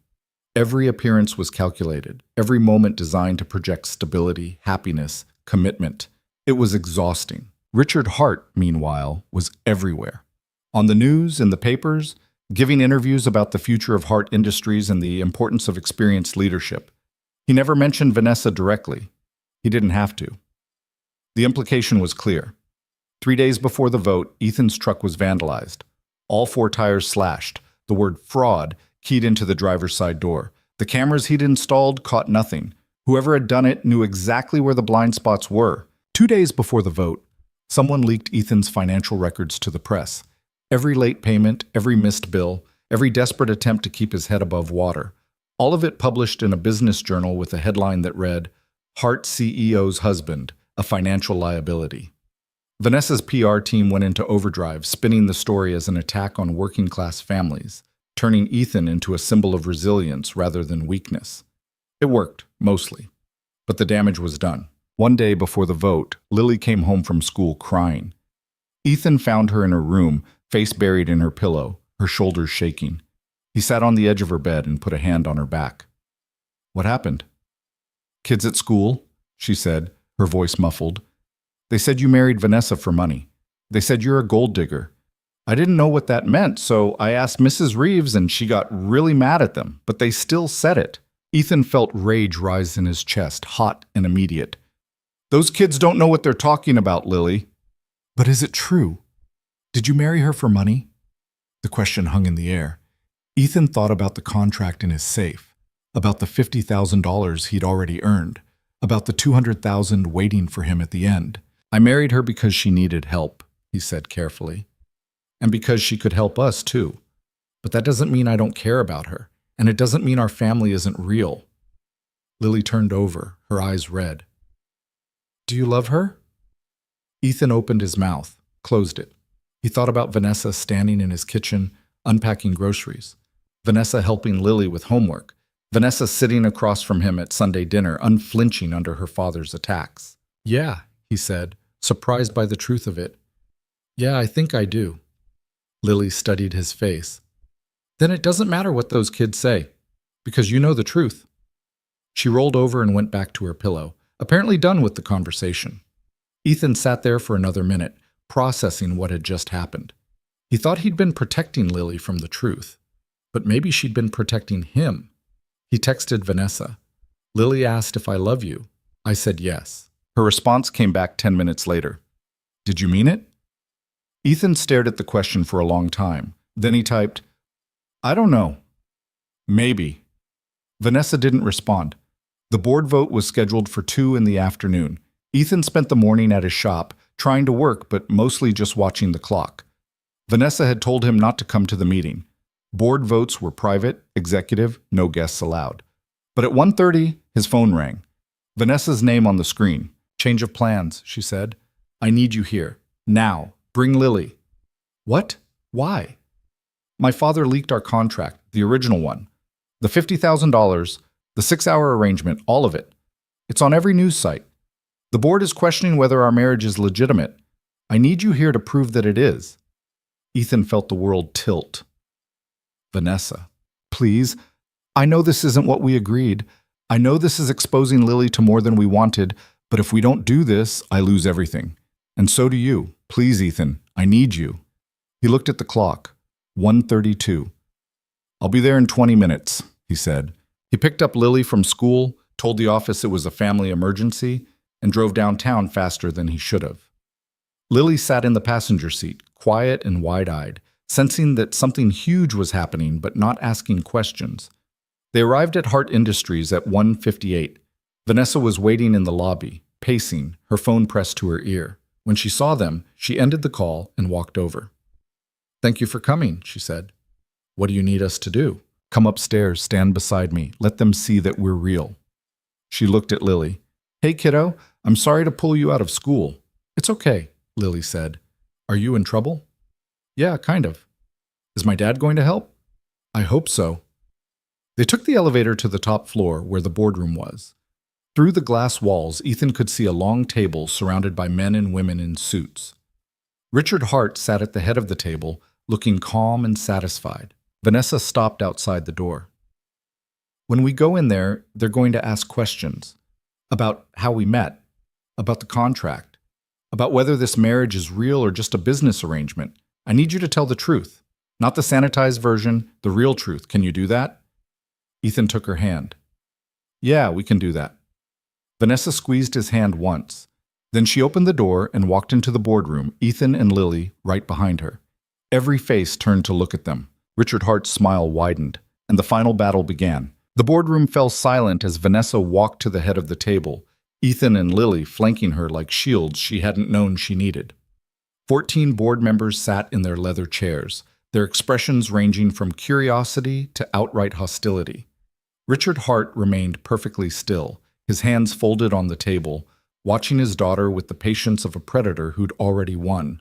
"Thank you all for accommodating this irregularity," Vanessa said, her voice steady despite the tension crackling through the room. "I know we don't typically allow guests at board meetings, but given the nature of the accusations being leveled against me, I felt it was important that you meet the people at the center of this conversation. This is my husband, Ethan Mercer, and this is his daughter, Lily." Lily waved awkwardly. A few board members nodded in acknowledgement, most just stared. James Whitmore cleared his throat.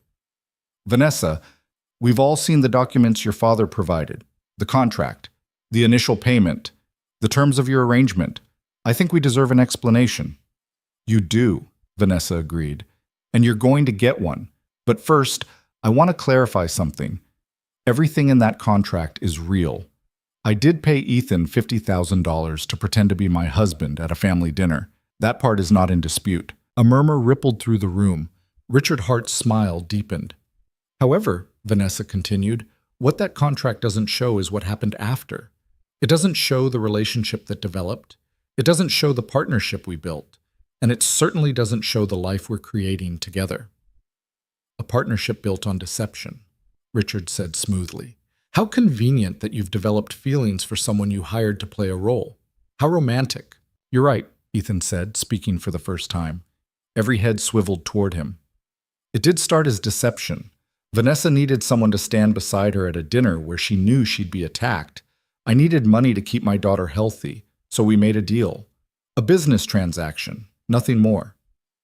He could feel Lily's eyes on him, could sense her confusion, but he kept going. "But somewhere between that first dinner and now, something changed. I started seeing who Vanessa actually is. Not the CEO, not Richard Hart's daughter, just Vanessa.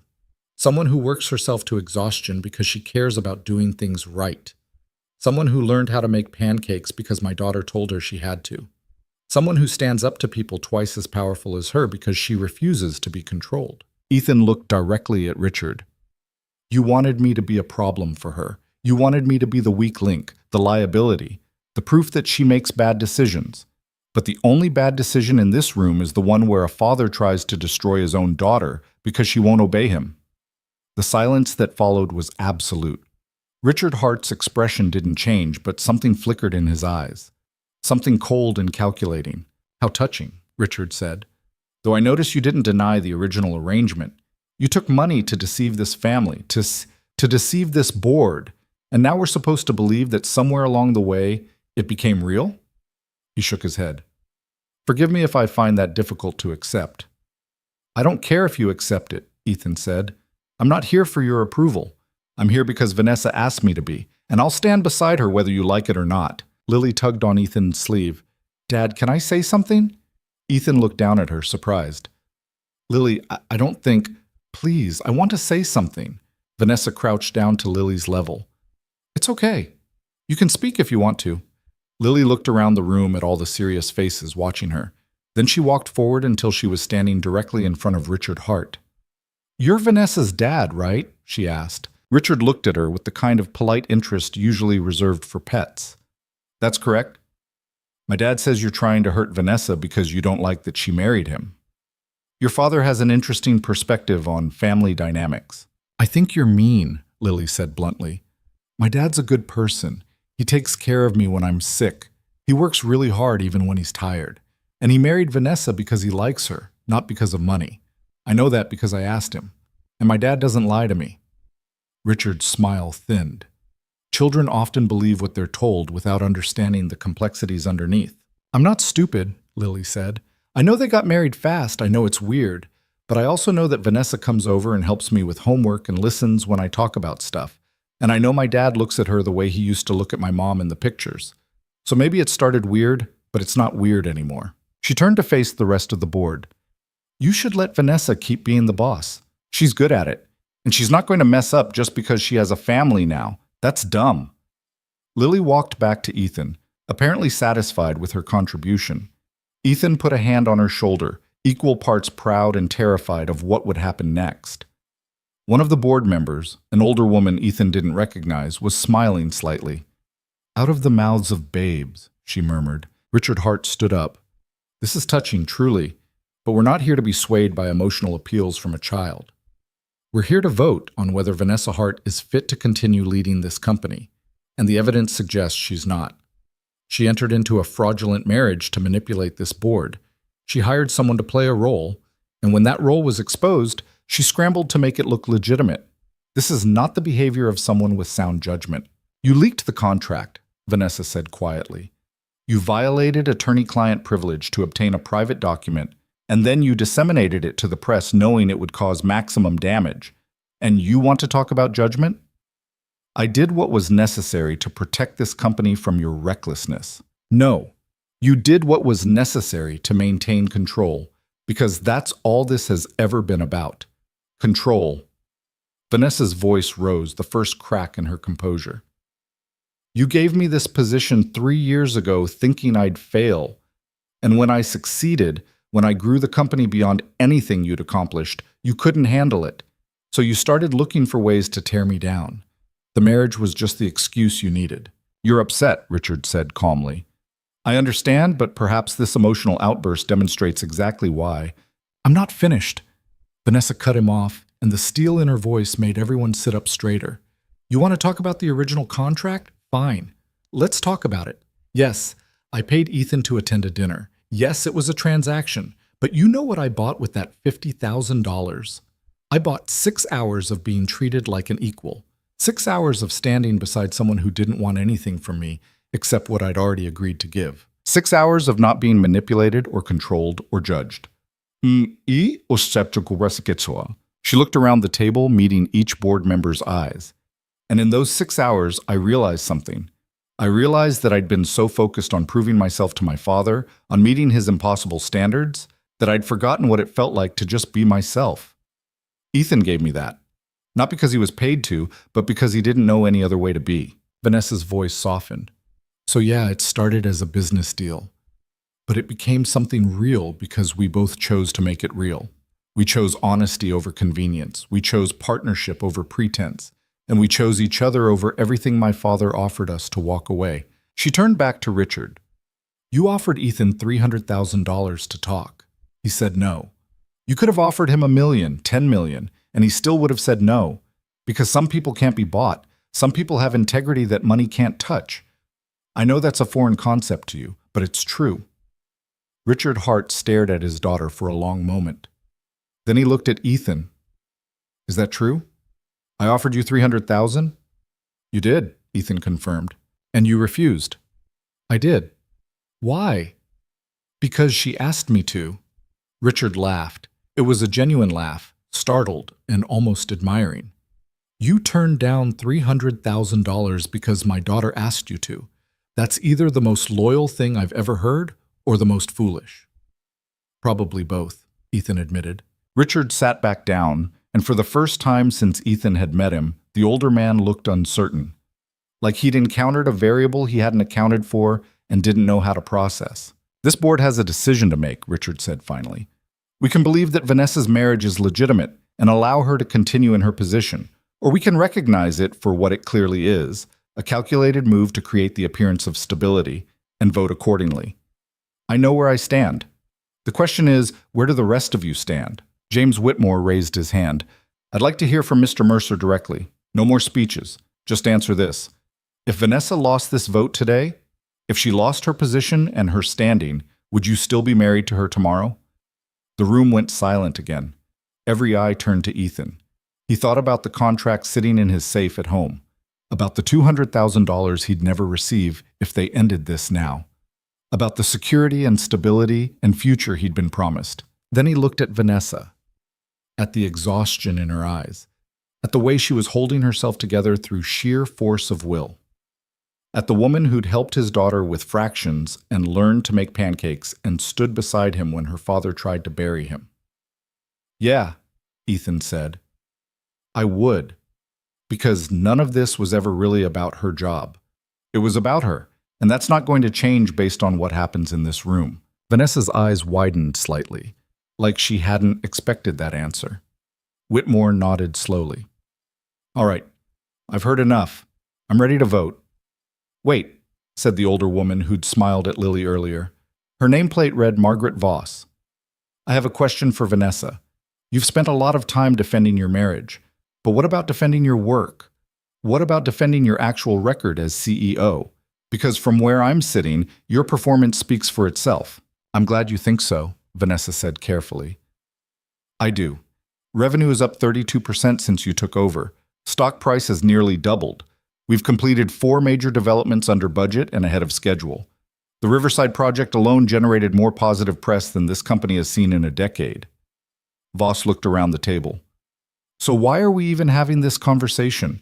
Why are we letting Richard distract us with personal attacks when the numbers are this clear? Because leadership is about more than numbers, Richard said. It's about judgment, character, the ability to make sound decisions under pressure. And Vanessa has demonstrated all of those things, Voss countered. She identified a problem, your interference in her personal life, and she solved it. Creatively, perhaps. Unconventionally, certainly, but effectively. The fact that the solution turned into something real doesn't undermine the initial judgment. If anything, it proves she's adaptable. Another board member spoke up, a younger man Ethan didn't recognize. I agree with Margaret. This feels like a manufactured crisis. Yes, the marriage started as a transaction, but so do a lot of marriages if we're being honest. Arranged marriages, marriages of convenience, marriages for citizenship or inheritance or social status, they happen all the time. Some of them fail, some of them work. The fact that Vanessa's marriage started transactionally doesn't automatically disqualify her from leadership. Richard's jaw tightened. So we're just going to ignore the deception, the manipulation? We're going to acknowledge that Vanessa did what she felt was necessary to protect herself from your interference, Voss said. And we're going to vote based on her actual performance as CEO, not on your personal vendetta against her marriage. Lily tugged on Ethan's sleeve again. Are they fighting? She whispered.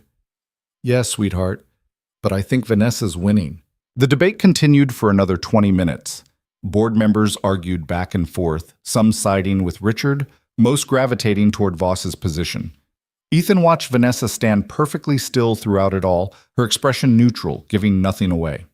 Finally, Whitmore called for the vote. All in favor of maintaining Vanessa Hart as CEO of Hart Industries, raise your hand. Ethan counted. 8 hands went up, 8 out of 14. All opposed, 5 hands, Richard's among them. Abstentions? 1 hand. A middle-aged man who looked deeply uncomfortable. Whitmore tallied the results. 8 in favor, 5 opposed, 1 abstention. The motion passes. Vanessa Hart will remain as CEO. Vanessa's shoulders dropped half an inch, the only sign that she'd been tense at all. Richard Hart stood up slowly. This isn't over. Yes, it is, Voss said firmly. You lost, Richard. Accept it gracefully. I built this company, Richard said, his voice low and dangerous. I turned it into what it is today. And I'm supposed to just stand by while my daughter runs it into the ground with her reckless personal decisions? She's not running it into the ground, Whitmore said. She's running it better than you ever did. That's what's really bothering you, isn't it? That she's succeeding without you, that she doesn't need your approval or your guidance, that she's better at this than you were. Richard's face went pale, then red. He grabbed his briefcase and walked toward the door, stopping when he reached Vanessa. You think you've won, he said quietly, but you've traded your father for a stranger. You've chosen someone who can't possibly understand your world, who can't possibly give you what you need. And when this all falls apart, and it will fall apart, you'll realize what you've lost. I know exactly what I've lost, Vanessa said. A father who sees me as a possession instead of a person. I'm okay with that. Richard stared at her for another long moment. Then he turned and walked out, the door closing behind him with a soft click. The remaining board members began gathering their things, offering quiet congratulations to Vanessa as they left. Voss stopped on her way out and shook Vanessa's hand. That took courage, she said. Both the marriage and standing up to your father. Don't let anyone tell you otherwise. Thank you, Margaret. When the room was finally empty except for Vanessa, Ethan, and Lily, Vanessa sat down hard in one of the chairs and put her head in her hands. I can't believe that actually worked, she said, her voice muffled. Ethan sat down beside her. You okay? No. Yes, I don't know. She looked up at him. Did you mean what you said? About staying married even if I lost? Yeah, I meant it. Why? Ethan glanced at Lily, who was exploring the boardroom with unabashed curiosity, running her hands along the expensive table. Because somewhere in the last few weeks, this stopped being about the contract. I don't know when it happened exactly. Maybe it was watching you help Lily with homework. Maybe it was the CPS visit. Maybe it was just, I don't know, spending time with you, getting to know you, realizing that underneath all the armor, you're just a person trying to do the right thing. Vanessa was quiet for a long time. I didn't expect this to be real, she said finally. I thought we'd play our parts, survive 18 months, and walk away. But now it's complicated. Now it's complicated, she agreed. Lily appeared at Vanessa's elbow. Can we go home now? I'm tired of being in this building. Vanessa smiled. Yeah, we can go home. They rode the elevator down in silence, exhaustion settling over all three of them like a blanket. Outside, the press was waiting. Cameras flashed as they exited the building, reporters shouting questions about the vote, about the contract, about whether the marriage was real. Vanessa ignored them all. She just put one arm around Lily, took Ethan's hand with her other, and walked to her car. The cameras captured it all. The tired CEO, the blue-collar husband, the 7-year-old girl between them. By tomorrow, the photo would be everywhere. The headline would read something like, Hart CEO keeps position, defends marriage. Or maybe love wins at Hart Industries board vote. But right now, sitting in Vanessa's car while she drove them back to Ethan's house, none of that mattered. Right now, they were just three people who'd survived something terrible together and were too tired to process what came next. Vanessa pulled into Ethan's driveway and turned off the car. She didn't move to get out. I should go, she said. You both need rest, and I have about 1,000 calls to make. Or you could stay, Ethan said. Vanessa looked at him. Stay? Yeah, have dinner with us. Regular food, nothing fancy. Put your phone away for a few hours. Just be here. I don't know if I remember how to just be anywhere. Then it's a good time to learn. Vanessa considered this. Then she pulled the keys from the ignition. Okay, I'll stay. Dinner was scrambled eggs and toast because it was all Ethan had the energy to make. They ate at the kitchen table, Lily chattering about the boardroom and all the serious people in suits, Vanessa answering her questions with more patience than Ethan had seen from her in weeks. After dinner, Lily dragged Vanessa outside to see the stick bridge, which had somehow survived another week and was now decorated with bottle caps Lily had found in the alley. Ethan watched from the kitchen window as Vanessa crouched in the dirt again, examining the engineering with genuine interest. His phone buzzed. A text from Mrs. Chen. Saw the news. You okay? Yeah, he typed back. We won. Good. That woman better be worth all this trouble. Ethan looked at Vanessa and Lily in the backyard, heads bent together over the bridge. She is, he replied. When Lily finally went to bed, after extracting a promise from Vanessa to come back tomorrow, Ethan and Vanessa sat on the back steps, watching the sky darken. What happens now? Ethan asked. I don't know, Vanessa admitted. The vote bought me time. Probably a year, maybe 2, before my father tries something else. But I'm still CEO. The company's still mine. That's what matters. And us? Vanessa was quiet for a moment. The contract says 18 months. We're only 4 months in. Technically, we still have 14 months to go. Technically. But nothing about this feels technical anymore, does it? No, Ethan said. It doesn't. Vanessa turned to look at him, and in the dim light from the kitchen window, she looked younger, less certain, more human. I don't know how to do this, she said. I don't know how to be in a real relationship. I've spent my entire adult life focused on work, on proving myself, on winning. I don't know how to just be with someone. Neither do I, Ethan admitted. My last relationship ended with her leaving in the middle of the night and never coming back. I'm not exactly an expert here. So what do we do? I don't know. Maybe we just keep doing what we're doing, keep showing up, keep being honest, keep figuring it out as we go. Vanessa leaned against him, her head on his shoulder. It was the first time she'd initiated physical contact that wasn't for show. That's a terrible plan. You have a better one? No. They sat in silence, and Ethan tried to remember the last time he'd felt this kind of peace. Not happiness, exactly. Not contentment, just peace. The absence of constant crisis. The presence of someone who understood. Thank you, Vanessa said quietly. For today. For all of it. You didn't have to stand up to my father like that. You didn't have to risk everything to defend me, but you did. You would have done the same for me, would I? She sounded uncertain. I like to think I would, but I don't know if I'm that brave. You're brave enough. You stood in front of that board and told the truth, even though it could have cost you everything. That's pretty brave. Vanessa was quiet for a long time. Then she said, When you told Lily you loved me, did you mean it? Ethan thought about lying, about deflecting, about keeping things safe and uncomplicated.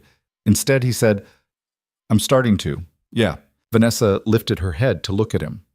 Starting to? It's not something I planned. It's not something I was looking for. But yeah, I'm starting to love you. And that scares the hell out of me. Why?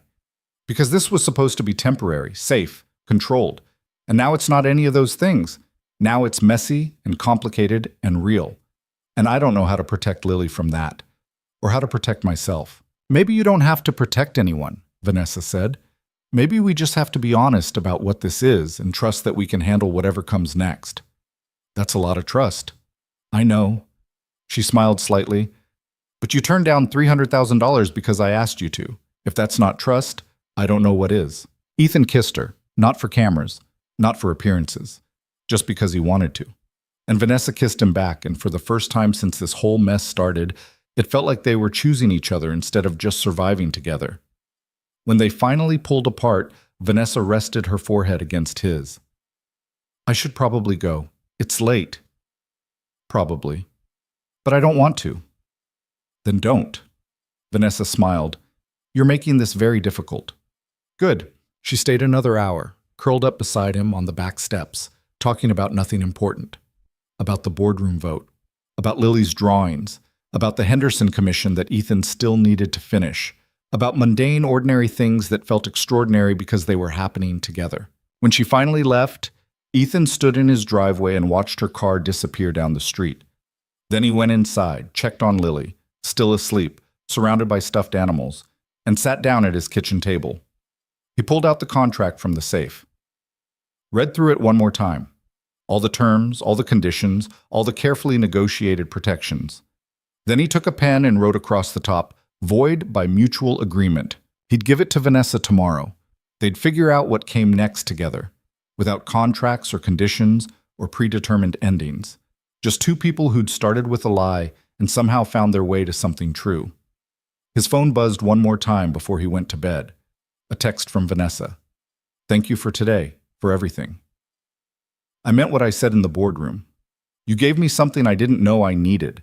I'm not sure what happens next, but I'm glad we're figuring it out together." Ethan smiled and typed back, "Me too." He turned off the lights and headed to bed, and for the first time in months, he fell asleep without worrying about what crisis tomorrow would bring. Tomorrow would come regardless. But tonight, he'd won. They'd won. And that was enough. The morning after this board vote, Ethan woke up to 17 missed calls and 43 text messages. Most were from reporters. A few were from clients who'd seen the news and wanted to congratulate him or ask uncomfortable questions. One was from his lawyer, checking if he needed legal representation for the inevitable media circus. He ignored all of them, except the one from Vanessa. "Coming over at noon. We need to talk." That sounded ominous. Ethan made coffee, got Lily ready for school, and spent the morning finishing the Henderson Commission while trying not to imagine all the ways the conversation with Vanessa could go wrong. Maybe she'd changed her mind. Maybe the reality of what they'd admitted last night felt too heavy in the daylight. Maybe she'd decided the smart thing to do was end this before it got messier. She arrived exactly at noon, carrying 2 bags from a deli Ethan had never heard of, and wearing jeans that looked lived in instead of brand new. Her hair was pulled back in a ponytail. No makeup. She looked tired, but real. "Hi," she said. "Hi." They stood in his doorway for an awkward moment, neither quite sure how to navigate this new territory they'd stumbled into. Finally, Vanessa held up the bags.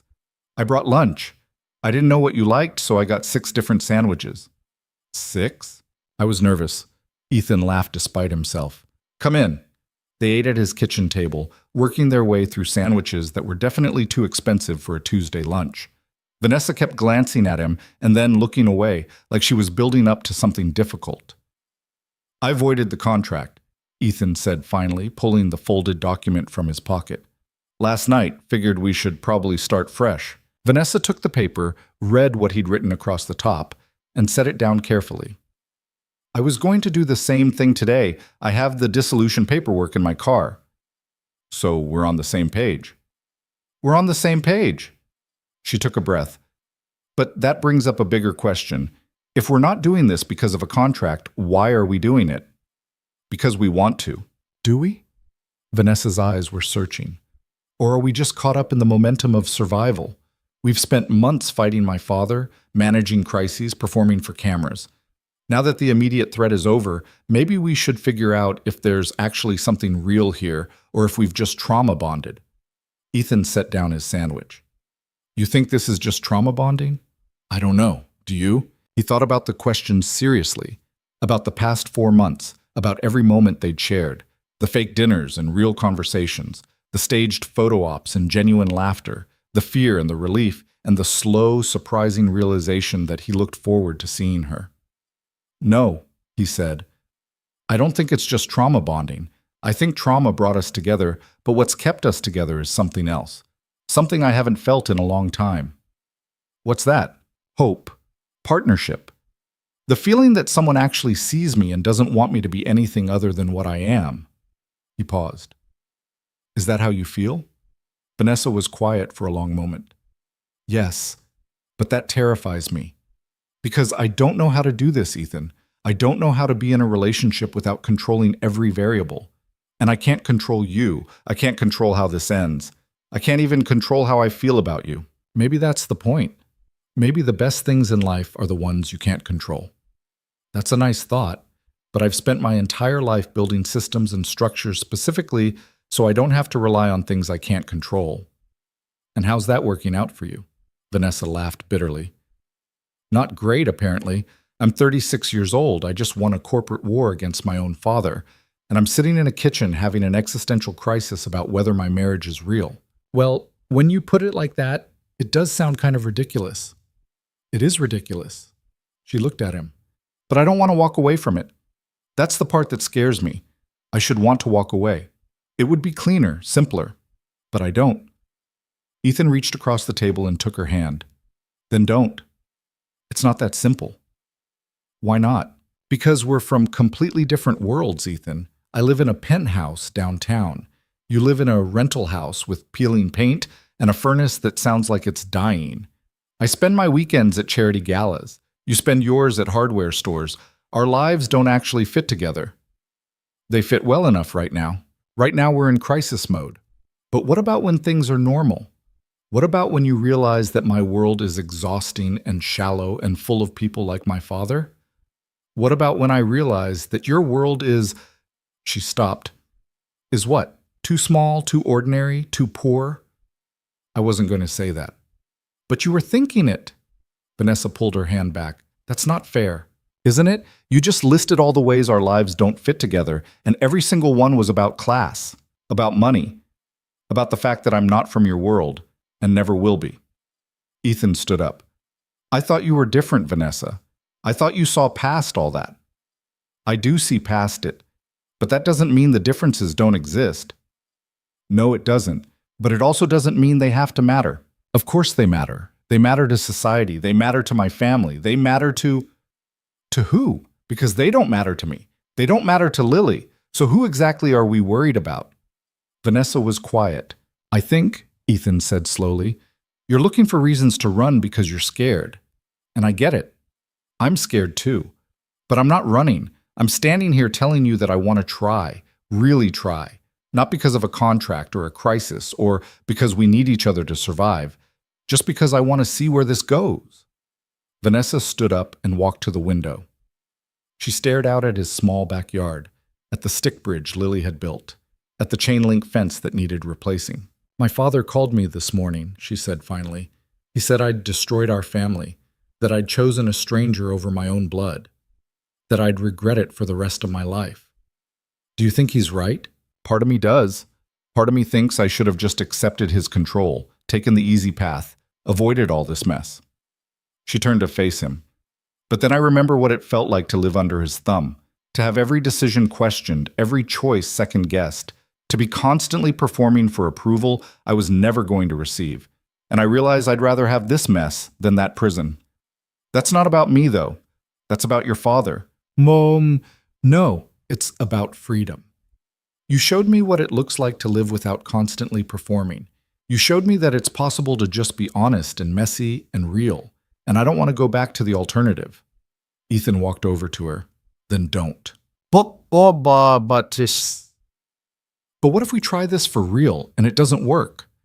What if 6 months from now we realize we made a mistake? What happens to Lily then? She's already attached to you. She already sees you as part of our family. If we break up, she loses you too. She doesn't lose me. Even if things don't work out between us romantically, I'm still her stepmother legally. We figure out how to coexist. We do what's best for her. Adults do that all the time. Do they? Because my parents stayed married for 20 years longer than they should have, and it didn't exactly turn out well for anyone. Then we don't make their mistakes. We communicate. We're honest. We put Lily first. Ethan took her hands. Look, I can't promise this is going to work. I can't promise we won't fight or struggle or discover we're incompatible in some fundamental way, but I can promise I'll try. I can promise I'll show up. And I can promise I won't run just because things get hard. Vanessa's eyes were bright. I'm not good at this. At vulnerability. At needing people. Neither am I. But maybe we can be bad at it together. She laughed, and it came out watery. That's the worst romantic pitch I've ever heard. I'm a welder, not a poet. I know. That's one of the things I like about you. She squeezed his hands. Okay, let's try. For real. No contracts, no timelines, no predetermined endings. Just two people figuring it out as they go. Just two people figuring it out, Ethan agreed. They stood in his kitchen, holding hands, and Ethan felt something shift, like they'd been standing on opposite sides of a line and had finally crossed it together. So what now? Vanessa asked. Now we tell Lily. Together. And then we figure out what the next step looks like. Lily took the news with the kind of pragmatic acceptance that suggested she'd seen this coming from miles away. So you're staying married? She asked, looking between Ethan and Vanessa. Yeah, Ethan said. We're staying married. For real this time? Not because of money? For real this time. Lily nodded. Good. I like Vanessa. She's smart, and she doesn't treat me like a baby. Thanks, Lily, Vanessa said, smiling. But if you hurt my dad, I'm going to be really mad at you. That's fair. And if you get divorced, you still have to come to my birthday party. Because you promised you would, and I don't let people break promises. I'll be at your birthday party. I promise. Okay. Lily went back to her homework, apparently satisfied that the adults had finally gotten their act together. Ethan looked at Vanessa. That went well. She's terrifying. I know, it's great. Over the next few weeks, they built something that looked less like a crisis response and more like an actual life. Vanessa started spending more nights at Ethan's house, though she kept her apartment downtown. Ethan started attending company events with her, not as a prop, but as her actual partner. Lily started calling Vanessa by her first name instead of Dad's wife, which somehow felt more intimate. They fought sometimes. About small things mostly. Vanessa's need to control everything, Ethan's tendency to avoid difficult conversations, whose turn it was to handle Lily's carpool. But they talked through it, messily and imperfectly, and came out the other side still standing. 2 months after the board vote, Ethan's shop finally started showing real profit. The publicity from the news coverage had brought in new clients, and Vanessa had quietly connected him with contractors who needed quality metalwork. He hired his first employee, a kid fresh out of trade school who reminded Ethan of himself at 22. 3 months after the vote, Vanessa restructured the company's voting rights, diluting Richard's control to the point where he could no longer threaten her position. Richard showed up to one more Sunday dinner, said nothing throughout the meal, and then stopped coming altogether. Vanessa told Ethan she felt relieved and heartbroken in equal measure. 4 months after the vote, Lily's latest checkup came back clean. No signs of cancer, full remission. Ethan cried in the hospital parking lot while Vanessa held him and Lily chattered about getting ice cream to celebrate. 6 months after the vote, Vanessa sat Ethan down at her apartment and said, "I think we should end our marriage." Ethan felt his stomach drop. What? Not end our relationship, end our marriage. The legal one. The one we entered into under false pretenses. She took his hand. "I want to divorce you, Ethan, and then I want to marry you again, for real this time, with actual vows and actual commitment and no lies or contracts or ulterior motives." He stared at her. "You want to divorce me so we can get married again? I know it sounds insane, but think about it. Right now we're married because of a lie, because of desperation and strategy and fear. Every time someone asks how we met, we have to maintain the fiction. Every anniversary we'll be celebrating a date that represents deception. I don't want that. I want something clean, something honest, something we chose freely." Ethan thought about it. About the contract he'd voided, about the lie they'd been maintaining, about the way their marriage certificate represented everything they were trying to move past. "Okay," he said, "let's do it." "Really? Really? But on one condition." "What's that?" "You let me propose properly. No business arrangements, no negotiations. Just me asking and you answering." Vanessa smiled. "Deal." The divorce was quiet and amicable, processed through lawyers who must have thought they were the strangest couple in the city. Married for less than a year, no assets to divide, no custody to negotiate, just a mutual agreement to end a legal arrangement that had outlived its purpose. When the papers were finalized, Ethan took Lily to pick out a ring. Not an expensive one. His budget didn't stretch to diamonds the size of Vanessa's usual jewelry, but something simple and beautiful and real. Lily helped him choose, insisting on one with small stones around the band because it looks like stars. He proposed 3 weeks later on a Saturday morning in his backyard. No fancy dinner, no dramatic gesture. Just the two of them and Lily, standing by the stick bridge that had somehow survived 8 months of weather and childhood engineering. "Vanessa Hart," Ethan said, holding the ring. "Will you marry me? For real this time. No contracts, no conditions, no crisis. Just us. Just this. Just a future we build together." Vanessa looked at the ring. At Ethan. At Lily, who was practically vibrating with excitement. "Yes," she said. "Yes, I'll marry you." Lily cheered. Ethan slipped the ring on Vanessa's finger, and Vanessa kissed him in his backyard, in the middle of an ordinary Saturday, with no cameras or witnesses or audience except a 7-year-old girl who was already planning the wedding in her head. They got married 4 months later, in a small ceremony at the courthouse with Lily as their witness and Mrs. Chen as their photographer. Vanessa wore a simple dress. Ethan wore a suit he'd bought himself. Lily wore her favorite blue dress with flowers and carried a bouquet she'd assembled from dandelions she'd picked that morning. The ceremony lasted 10 minutes. The vows were short and honest and included a promise to always make pancakes on Saturdays. When the judge pronounced them married, Lily shouted, "Finally!" so loudly that everyone in the courthouse heard. They went to Morrison's diner afterward, the three of them, and ate pancakes while Lily explained to the waitress that her dad and stepmom had gotten married twice because the first time didn't count. "Why didn't it count?" the waitress asked, amused. "Because they were lying," Lily said matter-of-factly. "But they're not lying anymore. Now they actually love each other." The waitress looked at Ethan and Vanessa with raised eyebrows. Ethan shrugged. "She's not wrong." Later that afternoon, they had a small reception at Vanessa's apartment. Nothing fancy, just 30 people who actually mattered. Mrs. Chen brought homemade dumplings. David Chen, the lawyer who'd helped them survive the CPS investigation, brought champagne. Margaret Voss from the board brought flowers and a card that said, "I knew you two were real." Richard Hart was not invited. Vanessa had sent him an announcement, a small gesture of closure, but she didn't expect him to respond. He didn't. What he did do, 3 weeks after the wedding, was send Vanessa a letter. Just 1 page, handwritten, delivered to her office. Ethan found Vanessa reading it in her apartment that evening, tears streaming down her face. "What does it say?" he asked. She handed it to him. The handwriting was precise, controlled, every letter perfectly formed. "Vanessa," it read. "I was wrong. Not about everything, but about the things that matter. I spent your entire life trying to shape you into what I thought you should be, and in doing so, I failed to see who you actually are. You are stronger, smarter, and more capable than I ever gave you credit for. Your husband is not the man I would have chosen for you, but watching the way he stands beside you, the way he challenges you and supports you and refuses to be intimidated by you, I realize he is exactly the man you chose for yourself. And perhaps that is what matters. I don't know if I will ever be able to fully accept your choices, but I'm trying to understand them. That is all I can offer right now. I hope someday it will be enough. Your father, Richard." Ethan read it twice. "He's apologizing. In his way, yes." Vanessa wiped her eyes. "It's not a full apology. It's not unconditional acceptance, but it's more than I ever thought I'd get from him." "What are you going to do?" "I'm going to write him back.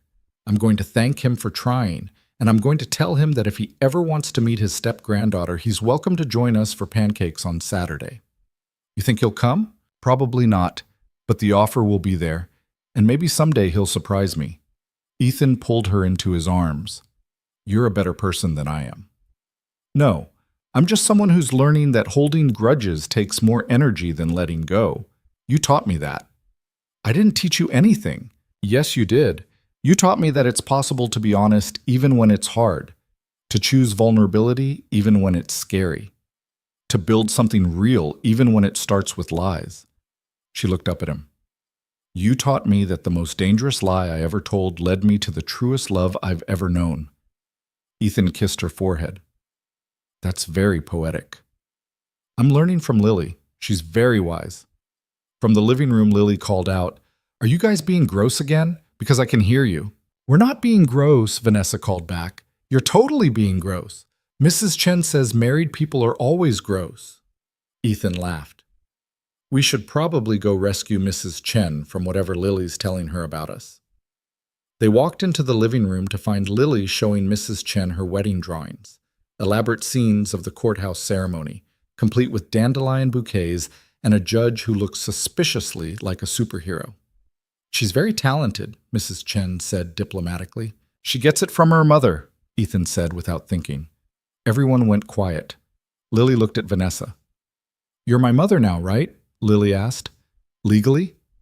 Vanessa crouched down to Lily's level. "Legally, yes, but you don't have to call me that if you don't want to. You can keep calling me Vanessa." "What if I want to call you Mom?" Vanessa's eyes widened. "Then you can call me Mom." "Okay, Mom." Lily tested the word. "It feels weird." "It'll feel less weird with practice." "Okay, Mom," Lily said again, grinning. "Can you make me more pancakes?"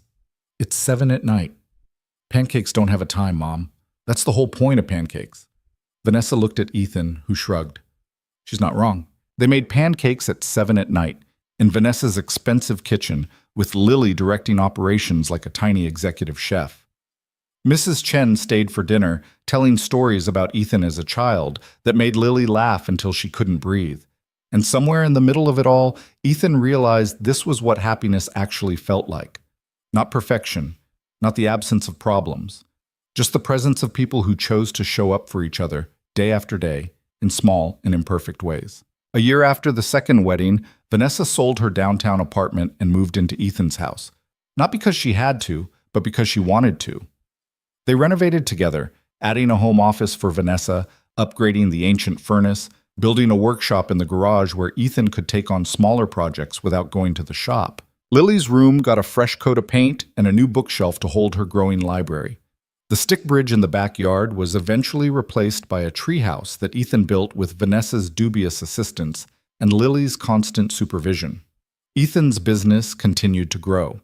He hired 2 more employees and started bidding on larger projects.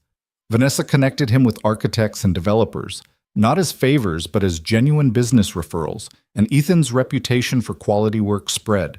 Vanessa restructured Hart Industries' focus, moving away from pure profit maximization towards sustainable development and community investment. It was slower growth, more intentional, and it drove some of the old guard board members crazy. But the company thrived, and more importantly, Vanessa thrived. 2 years after the second wedding, Richard Hart showed up for Saturday pancakes. He didn't call ahead. He just appeared on the doorstep at 9 in the morning, holding a box of pastries from an expensive bakery and looking uncomfortable in casual clothes. "I thought," he said when Vanessa opened the door, "I might take you up on that offer, if it still stands." Vanessa stared at him, then she stepped aside. "Come in." Richard sat at their kitchen table, the same table where Vanessa and Ethan had first tried to figure out how to make their fake marriage look real, and he met Lily for the first time as her actual grandfather. Lily, to her credit, was polite and curious, and asked him approximately 800 questions about what it was like to be old and rich. Richard answered every single one with more patience than Ethan had ever seen from him. They didn't become a close family overnight. Richard still had trouble accepting that Vanessa's choices were valid, and Vanessa still had trouble trusting that her father wouldn't try to control her. But they tried. They showed up. They had pancakes on Saturdays, and slowly, painfully, they rebuilt something that looked less like a war and more like a family. 3 years after the second wedding, Lily turned 11. She was healthy, thriving, and completely convinced she was going to be an engineer when she grew up. She'd moved past stick bridges to actual structural models, and Vanessa had started bringing her to construction sites to see real engineering in action. Ethan's hair had more gray in it. Vanessa had laugh lines that hadn't been there when they'd met. They fought sometimes about stupid things, whose turn it was to do dishes, whether Lily could get a dog, how to balance work and family. But they also laughed more than Ethan had thought possible, and they built a life that was messy and imperfect and entirely theirs. On their 3rd anniversary of the second wedding, Ethan and Vanessa sat on their back porch while Lily worked on homework inside. The treehouse Ethan had built was visible through the trees, lights strung around it because Lily had insisted it needed to look magical. "Do you ever think about how this started?" Vanessa asked. "All the time," Ethan admitted.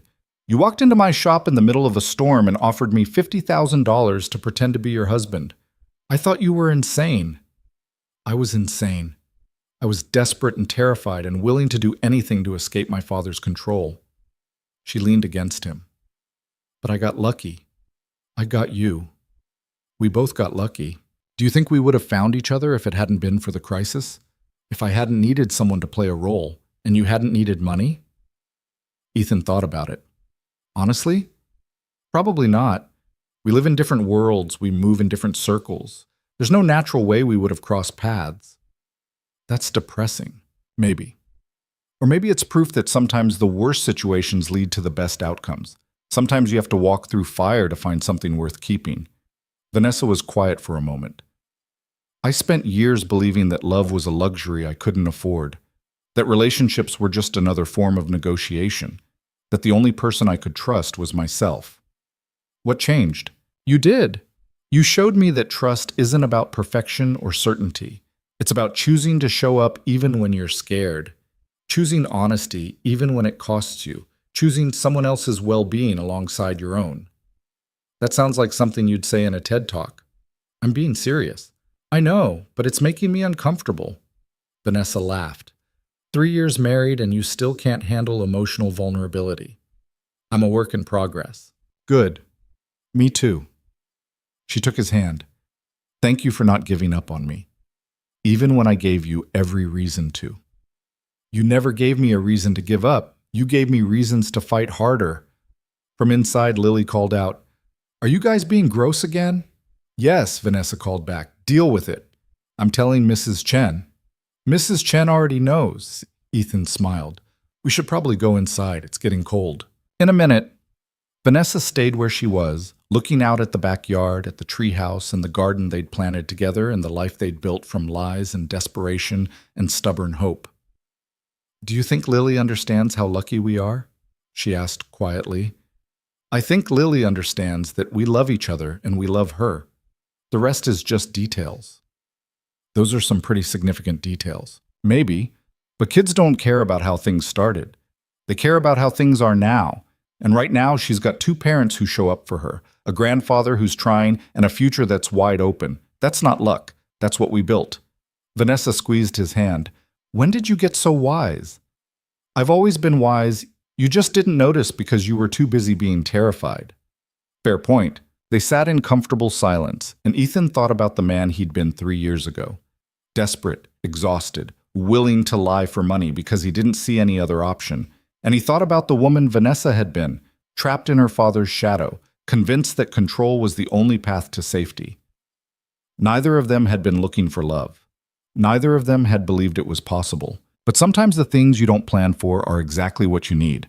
Sometimes the lies you tell to survive become the foundation for truth you never expected. Sometimes the most dangerous gamble of your life leads you to the safest place you've ever known. 3 years ago, Ethan Mercer had agreed to a 6-hour arrangement with a woman he didn't know, for money he desperately needed, in a world that felt impossibly far from his own. Today, he was sitting on his back porch with his wife, in the house they shared, building a life that was real and messy and entirely their own. It wasn't the ending he'd imagined when he'd first said yes to Vanessa Hart's impossible offer. It was better. Because the best stories aren't the ones where everything goes according to plan. They're the ones where you lose the plan entirely and find something true instead. Where you start with lies and end with love. Where you choose each other not because you have to, but because you want to. Where you discover that the most dangerous thing you ever did was exactly what you needed to do all along. Ethan and Vanessa went inside where Lily was waiting with homework questions and elaborate plans for the weekend. Richard called during dinner to ask if he could join them for Lily's upcoming school play. Mrs. Chen stopped by with soup and stayed to tell stories that made everyone laugh. And somewhere in the middle of the ordinary chaos of a Tuesday evening, Ethan realized he'd stopped counting down the days until something changed. Because this messy, imperfect, completely real life was exactly where he wanted to be. No contracts, no conditions, no predetermined endings, just love. Built slowly and carefully from the broken pieces of 2 people who'd been brave enough to risk everything for a chance at something true. And that, Ethan thought, as he watched Vanessa help Lily with math problems while simultaneously fielding a work call, was more than enough. It was everything.